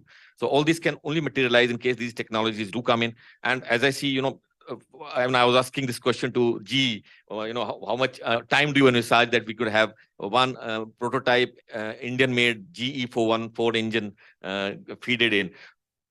It was anybody's guesses, but not before another 10 years or so, the way things are going to be moving. But this is just to give you an overview on things. And this is a significant step for entire, in Indian industry, because in times to come, the industry is going to show a good rise. Thank you. Thank you for adding a hopeful note to an otherwise not very inspiring landscape so far, at least. I don't know. Yeah. Okay. Mr. Roy Chaudhary, you all gave a very good example about how the success story of Lockheed Martin and the Tatas. Unfortunately, these examples are few and far between in this country. Do you have any ideas on how it can be expanded and made into something really, which works over here? So I was expecting that from you. So a quick story on that. So I went, you saw me how proud I am about our joint venture and my employees. So we have got around, I'm giving you approximate numbers, around 1,000 employees that we have in both the JVs together in the manufacturing setup we have. So I was very proud. And there was a US-India kind of a conference with all the US industries in India were invited together to sit and discuss the issues. So I very proudly went and took the front row, thought that I've done a great job. So there was Apple. They started with, how many employees do you have? He said around 15,000. I was taken, okay, forget it. IBM, 10,000. Then they went to HP, 40,000. Then they went to MasterCard, 80,000. And then the last one actually killed me, and I was trying to find a hole somewhere to hide. It was Cognizant, 350,000 employees. So there's not less example, I think it's much more. So it is huge. And I forgot, there's Google, there is Apple, there is all others, endless. Now let's talk about defense industry, which we are discussing right now, defense aerospace. Let's talk about Raytheon with Collins Aerospace, with RTX themselves, with UTC IPL. Each one of their design lab has got 5,000 engineers working on them. Just imagine. So it's huge. And they are all the designing, whatever you see is happening in India. It's very, now what do we talk about the GE? It's a town. The GE facility is a town in itself. It's huge in Bangalore. Come and go and see what they're doing, what is the Indo-US that we are talking about. You will find it there when you go to Bangalore. Well, I know it's not in Kolkata. That's one of the challenge. But yes, Bangalore, they do have a lot. Chennai, they do have a lot. If you go, I've written Boeing facility. You go to L3 Harris facility. So many other examples. When you talk about, now we are talking about 100% technology transfer. We're just talking about it. Air Force recently bought 9 light specialist vehicles from Ashok Leyland. And guess what? That is 100% technology transfer from Lockheed Martin to Ashok Leyland in the year 2013. For that, we got no offset credit, no IP. Yes, we have a royalty. I don't want to disclose the number, but yes, we do have. So we do have a royalty for that LSV. And whatever we suggested them a Cummins engine, we suggested them a Ford mirror, everything has been indigenized. It's a Ashok Leyland engine, it's a Seat tire, it's a Motherson back glass, rear view mirror, everything 100% indigenous IC content in that facility. It's a 100% TOT from Lockheed Martin. All the drawings are ours. So that is a prime example. What you say, I can tell you some more also. Tata also has done a lot of job for us. There is a company called Saskin. Saskin gives us the software for space. More than $40 million of orders have been already placed with them in the last 10 years. It is happening. It is that it is not being promulgated correctly. When you talk about a Tata joint venture, do you think Tata is making everything of it? Every dollar that we are giving is going only to Tata? No. They have more than 80 to 100 tier ones. Each tier one, each dollar that we spend Tata out of that, 65 cents, I mean of the money is flowed down to MSMEs, SMEs, and imagine the number of jobs that they have created. It is a multifold, it's a multiple effect. And when I go to a policymaker and I go to a government body and they say, no, we cannot do this week, I will do it next week because we are busy, I really feel annoyed. Because I cannot tell the employees of that factory to come back to take their salary after a week, 10 days, 1 month, because somebody there is busy. That's sad, but we have to understand, as I said, armed forces and the defense industry runs around the clock. Please understand the importance and the cruciality of it and act accordingly. But there is no dearth of, I can promise you that the Indo-US cooperation is going very high, very strong, very solid. It's beyond the McDonald's. So I think let's enjoy that. Thank you. Thank you, Mr. Roy Chaudhary. I'm glad that I sit corrected. And with that, final questions for Sucharita. So you highlighted this challenge about disinformation. So can you give us a few ideas on how you think it could be countered? Yeah, so many stories being discussed and so much of, I would call tsunami of data being discussed. The domain I come from, I was just trying to imagine how much of distorted information can be curated out of all this discussion if we do not come up with a proper strategy. So yeah, I had highlighted the challenges of information disorder. Now let me also talk about something positive, something constructive. Now, let us first understand, like, if we really want to counter the information disorder, we need to understand and identify the cycle, how it operates, how it is created, how it is recreated, and how it is disseminated. And who are the key players, who are the key actors, what are the key elements when we are talking about disinformation, misinformation. Now, the cycle of distorted information can only be countered with a strategy for circulating only and only authentic information. How can that happen? That can happen through engagement, information, like engaging, informing, and influencing your audience in a constructive manner. In this context, I would like to highlight that media is often mentioned as the fourth vertical of democracy. So what about better integration of media in a very responsible, quick responsive, and accountable manner while sharing the information with a bigger audience, with the bigger crowd, with the mass? Now, when I'm talking about media, I'm also indicating at social media, digital media, and there comes the whole concept of digital diplomacy and political communication, the way it is evolving in today's time.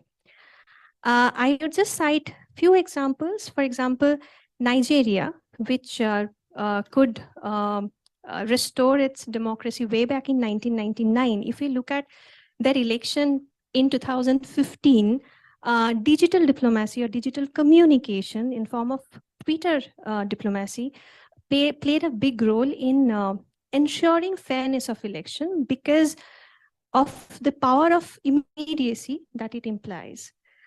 Another example is how you can create, you as a nation can create your brand or image in front of the whole world using social media or digital diplomacy and different tools and techniques. We have been talking about a number of technical or technology cooperation between the US and India, and I see a lot of potential. I am very hopeful that we were talking about critical and emerging technology. These technologies can be well integrated to build the capacity of the media professionals who are the front runners when it comes to sharing information with the bigger crowd.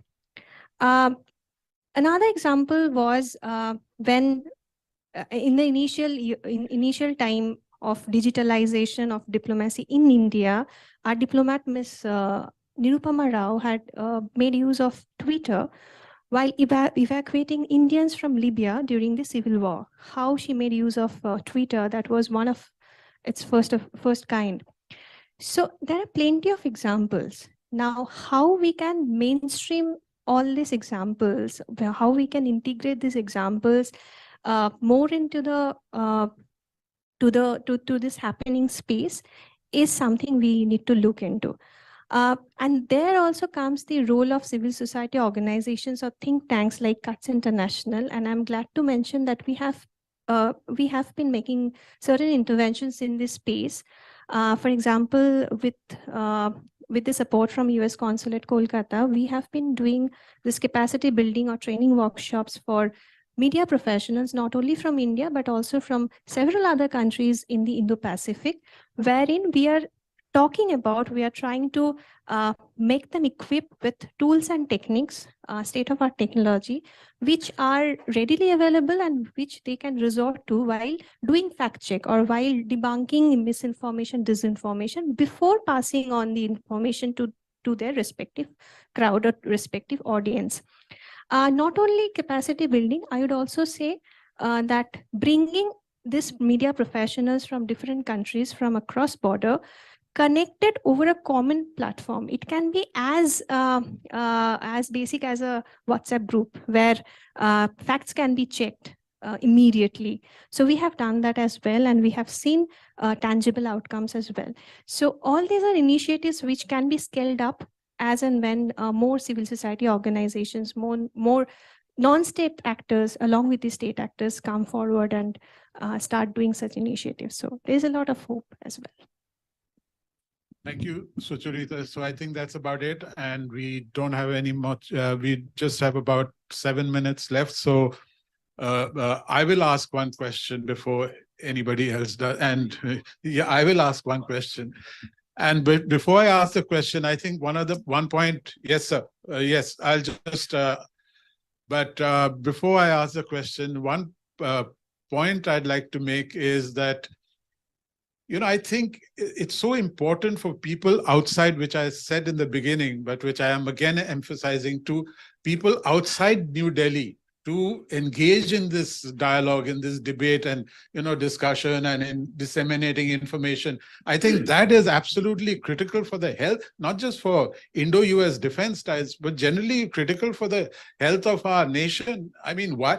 See, in the United States, the RAND Corporation, which plays a very critical role in providing inputs for strategic decision-making in Washington, is based in LA. It's not there in Washington.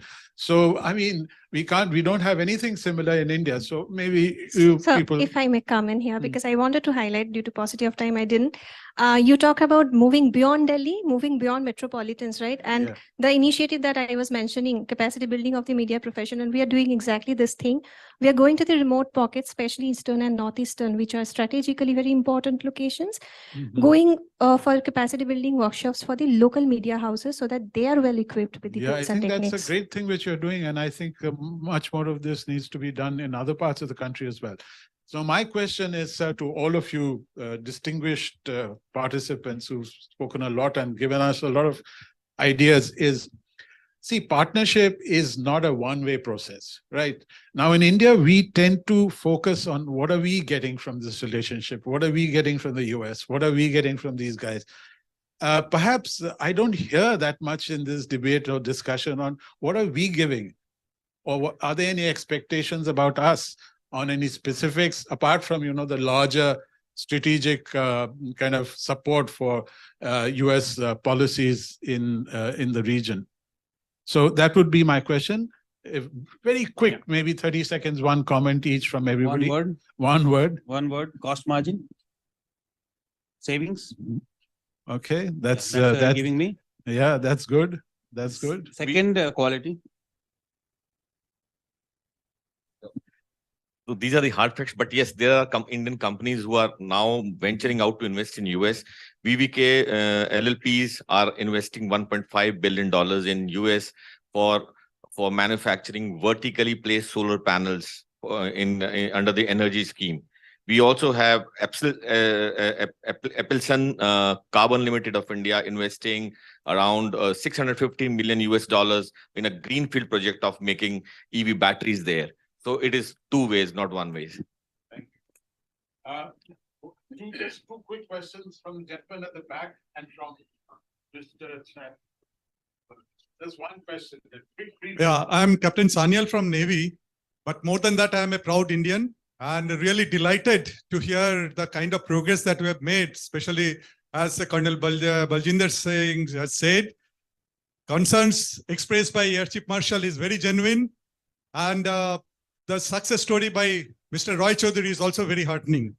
And I'll start with it, but these are all very serious issues, which I'm sure we have the capability and the competent authorities are addressing on both sides, from India and US.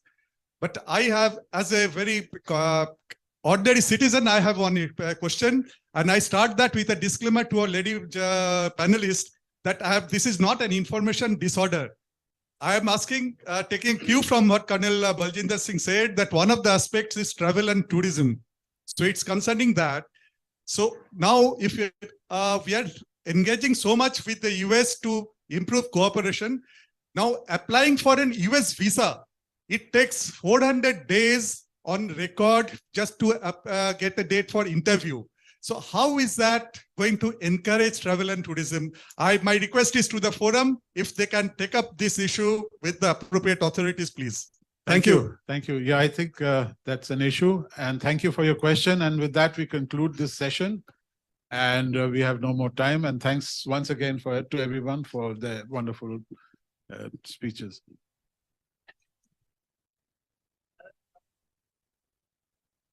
Thank you for a very expressive panel discussion. Now I would like to ask Deepmala to present mementos, first to the chair and moderator, Indranil Banerjee. Next, to Air Marshal Arup. Also, you can. Next, memento to Colonel Baljinder Singh.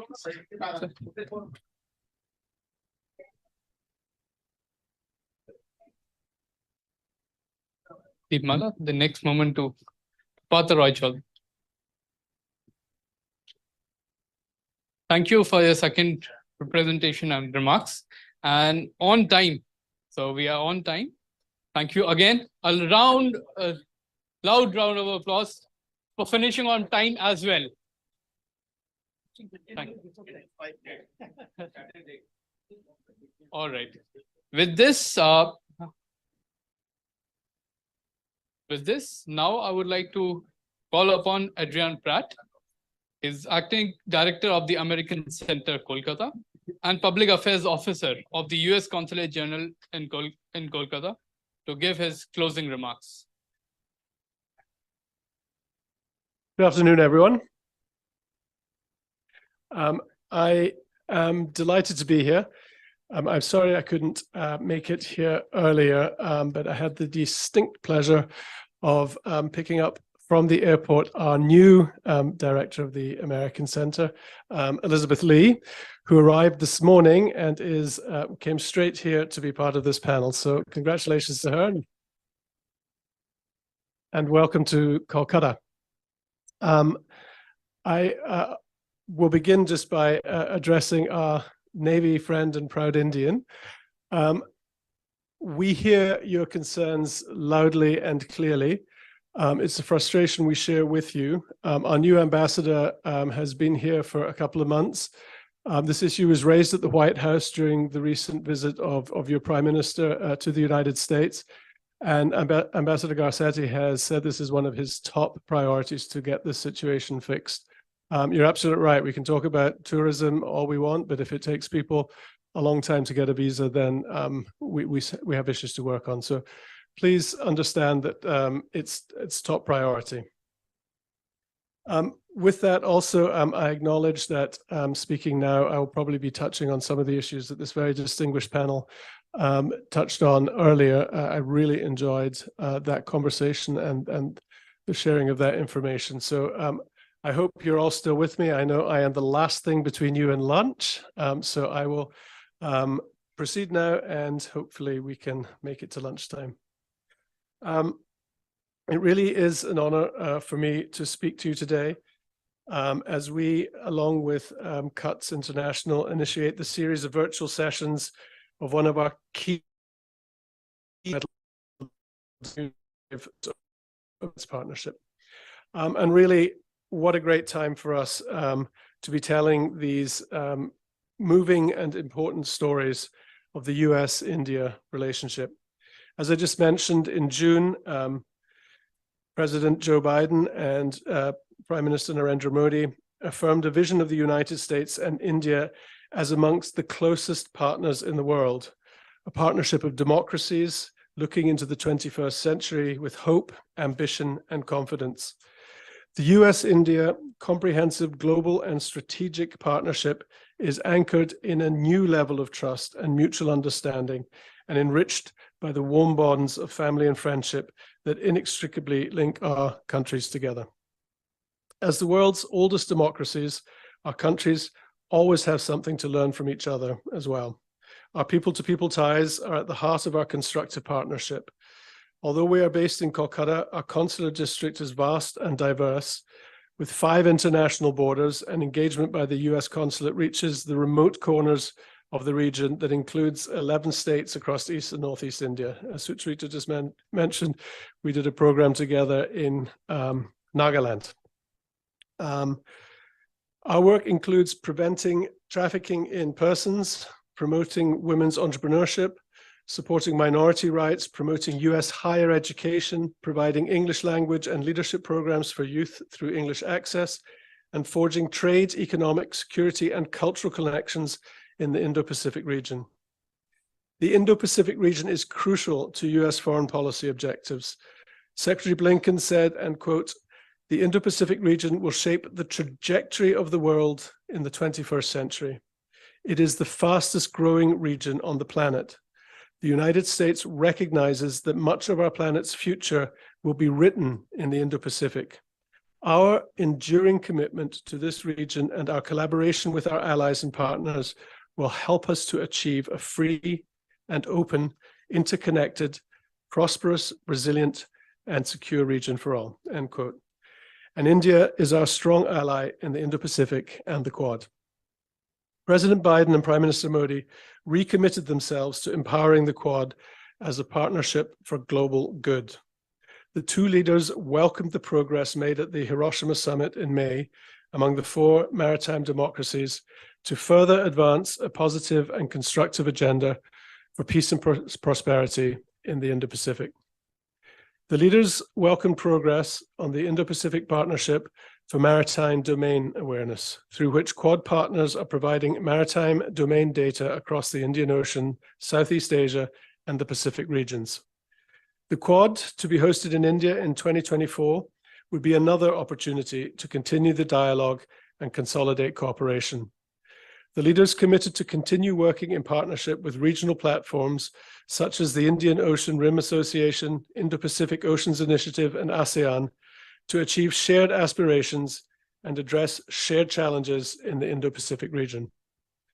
The US and India reiterated their enduring commitment to a free, open, inclusive, peaceful, and prosperous India-Pacific region with respect for territorial integrity and sovereignty and international law. The US-India Major Defense Partnership has emerged as a pillar of global peace and security. Through joint exercises, strengthening of defense industrial cooperation, the annual 2+2 ministerial dialogue, and other consultative mechanisms, we have made substantial progress in building an advanced and comprehensive defense partnership in which our militaries coordinate closely across all domains. We appreciate the strong military-to-military ties, mutual logistic support, and efforts to streamline implementation of foundational agreements. Information sharing and placement of liaison officers in each other's military organizations will spur joint service cooperation. The US and India reiterated their resolve to strengthen maritime security cooperation, including through enhanced underwater domain awareness. The leaders welcomed the launch of dialogues in new defense domains, including space and AI, which will enhance capacity building, knowledge, and expertise. Expressing desire to accelerate defense industrial cooperation, which we've just been talking about, the US and India have welcomed the adoption of a defense industrial cooperation roadmap, which will provide policy direction to defense industries and enable co-production of advanced defense systems and collaborative research, testing and prototyping of projects. President Biden and Prime Minister Modi hailed the landmark signing of an MOU between General Electric and Hindustan Aeronautics Limited for the manufacture of GE F414 jet engines in India for the Hindustan Aeronautics Limited light combat aircraft Mk2. This trailblazing initiative to manufacture F414 engines in India will enable greater transfer of US jet engine technology than ever before. The leaders committed their government to working collaboratively and expeditiously to support the advancement of this unprecedented co-production and technology transfer. President Biden and Prime Minister Modi also welcomed India's emergence as a hub for maintenance and repair for forward deployed US Navy assets and the conclusion of master ship repair agreements with Indian shipyards. This will allow the US Navy to expedite the contracting process for mid-voyage and emergent repair. As envisaged in the Defense Industrial Roadmap, both countries agreed to work together for the creation of logistics, repair, and maintenance infrastructure for aircraft and vessels in India. The leaders welcomed the setting up and launch of the US-India Defense Acceleration Ecosystem, IndusX, as a network of universities, startups, industry, and think tanks. IndusX will facilitate joint defense technology innovation and co-production of advanced defense technology between the respective industries of the two countries, as Colonel Singh was talking about earlier. The US Department of Defense's Space Force has signed its first international cooperative research and development agreement with Indian startup 114 AI and Third Eye Tech. Both companies will work with General Atomics to co-develop components using cutting-edge technologies in AI and semiconductors, respectively. President Biden and Prime Minister Modi welcomed India's plans to procure General Atomics MQ-9B HALE UAVs. The MQ-9Bs, which will be assembled in India, will enhance the ISR capabilities of India's armed forces across domains. As part of this plan, General Atomics will establish a comprehensive global MRO facility in India to support India's long-term goals to boost indigenous defense capabilities. Cooperation with India strengthens our security, bolsters our prosperity, and enriches our society. An enormous range of Americans have a stake in the US-India relationship and expect further progress in achieving the full potential of US-India defense ties as it spans the scope of human endeavor, from sea to space, from security to health, and from energy to education.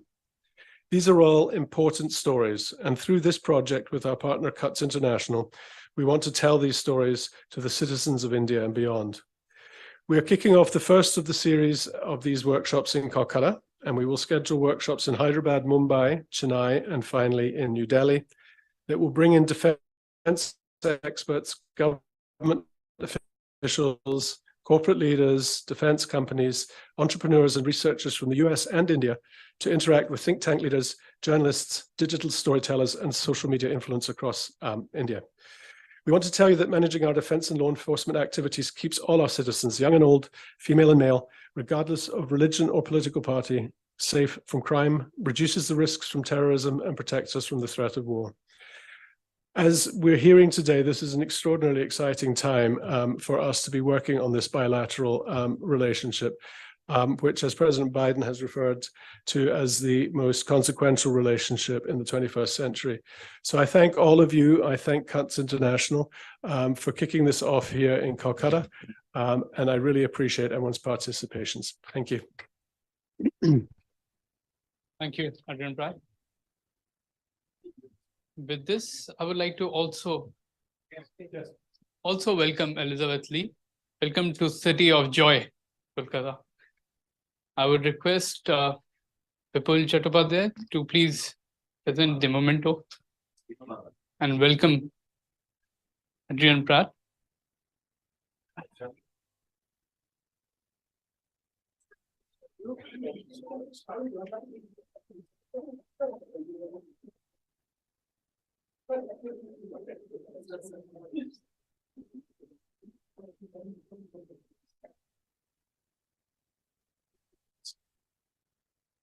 Yes.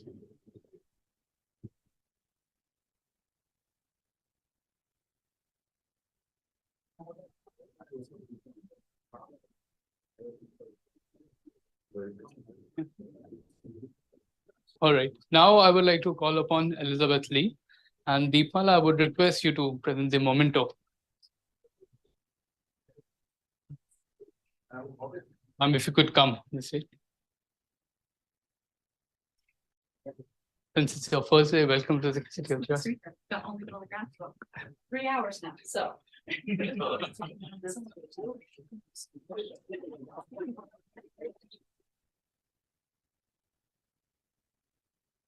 Welcome. With this, now I would like to call upon Arnab Ganguly. He's Associate Director, Cuts International, for his closing remarks and also concluding today's event. Thank you. Thank you, Puru. Thanks, Adrian and Ms. Lee. Adrian is now the Acting Consul General and the Director of American Center. And soon Ms. Lee is going to take over as the Director of the American Center. So happy to have you both here today with us. So, you know, I have the privilege of being the last man standing between you and the lunch.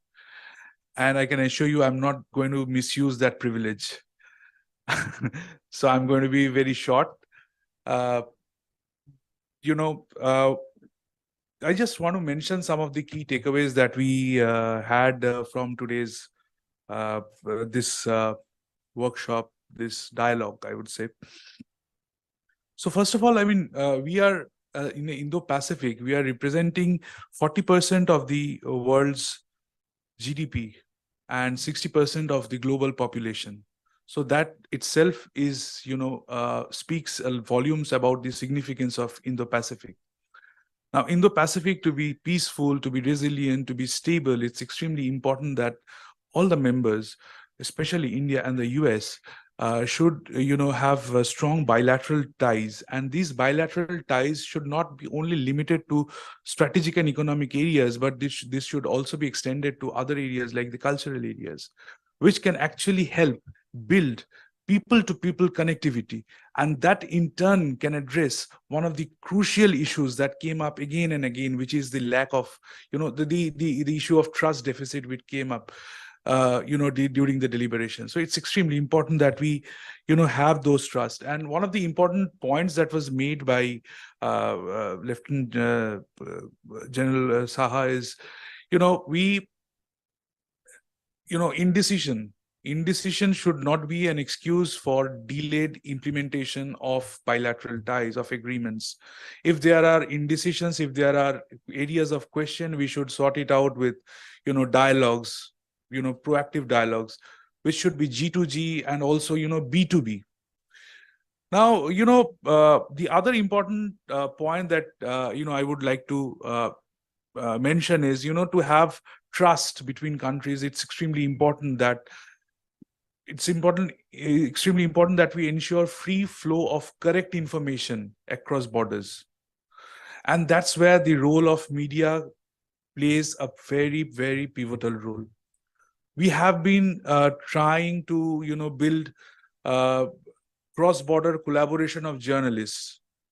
But what we also feel that often the media is kept outside the ambit of many of the deliberations that are happening. For example, you know, we are talking about Indo-Pacific Economic Forum, but we don't have a pillar for Media Connect. That's, I think, is extremely important to ensure that correct information flows. Also, what we have often seen is, you know, often when the stories, you know, what happens is when the media is not there, either they are hearing from someone else, and where personal biases plays an important role. So that has to be kept aside, and it's really challenging for, you know, the media people to actually set up those biases and actually deliver the as-is news to the people. Lastly, you know, it's sorry, it's extremely important that, you know, this the objective of this dialogue is to also inform the media about the US-India relations, the defense ties that are what is, you know, what it's present and where it is heading to, the various aspects of it. delivering the facts to all the journalist friends, to the media fraternity. And, this is just the first of our workshops. Our next workshop will be in Jaipur, followed by other in Chennai and other parts of India. With this, let me conclude this and thank the US Embassy in New Delhi, the US Department of State, and the US Consulate General Kolkata for supporting us in this initiative. I will also take the opportunity on behalf of the consortium to thank all of our speakers, our chairs, our moderators, our participants from the media fraternity who have taken time to come here, interact with all of us and enrich us with their information, with their thoughts, with their questions, suggestions, and all that. With this, thank you. Lunch has been served. Request everyone to please join us for lunch. Thank you. And last but not the least, I would like to thank all my colleagues at CUTS who have made this possible. Thanks.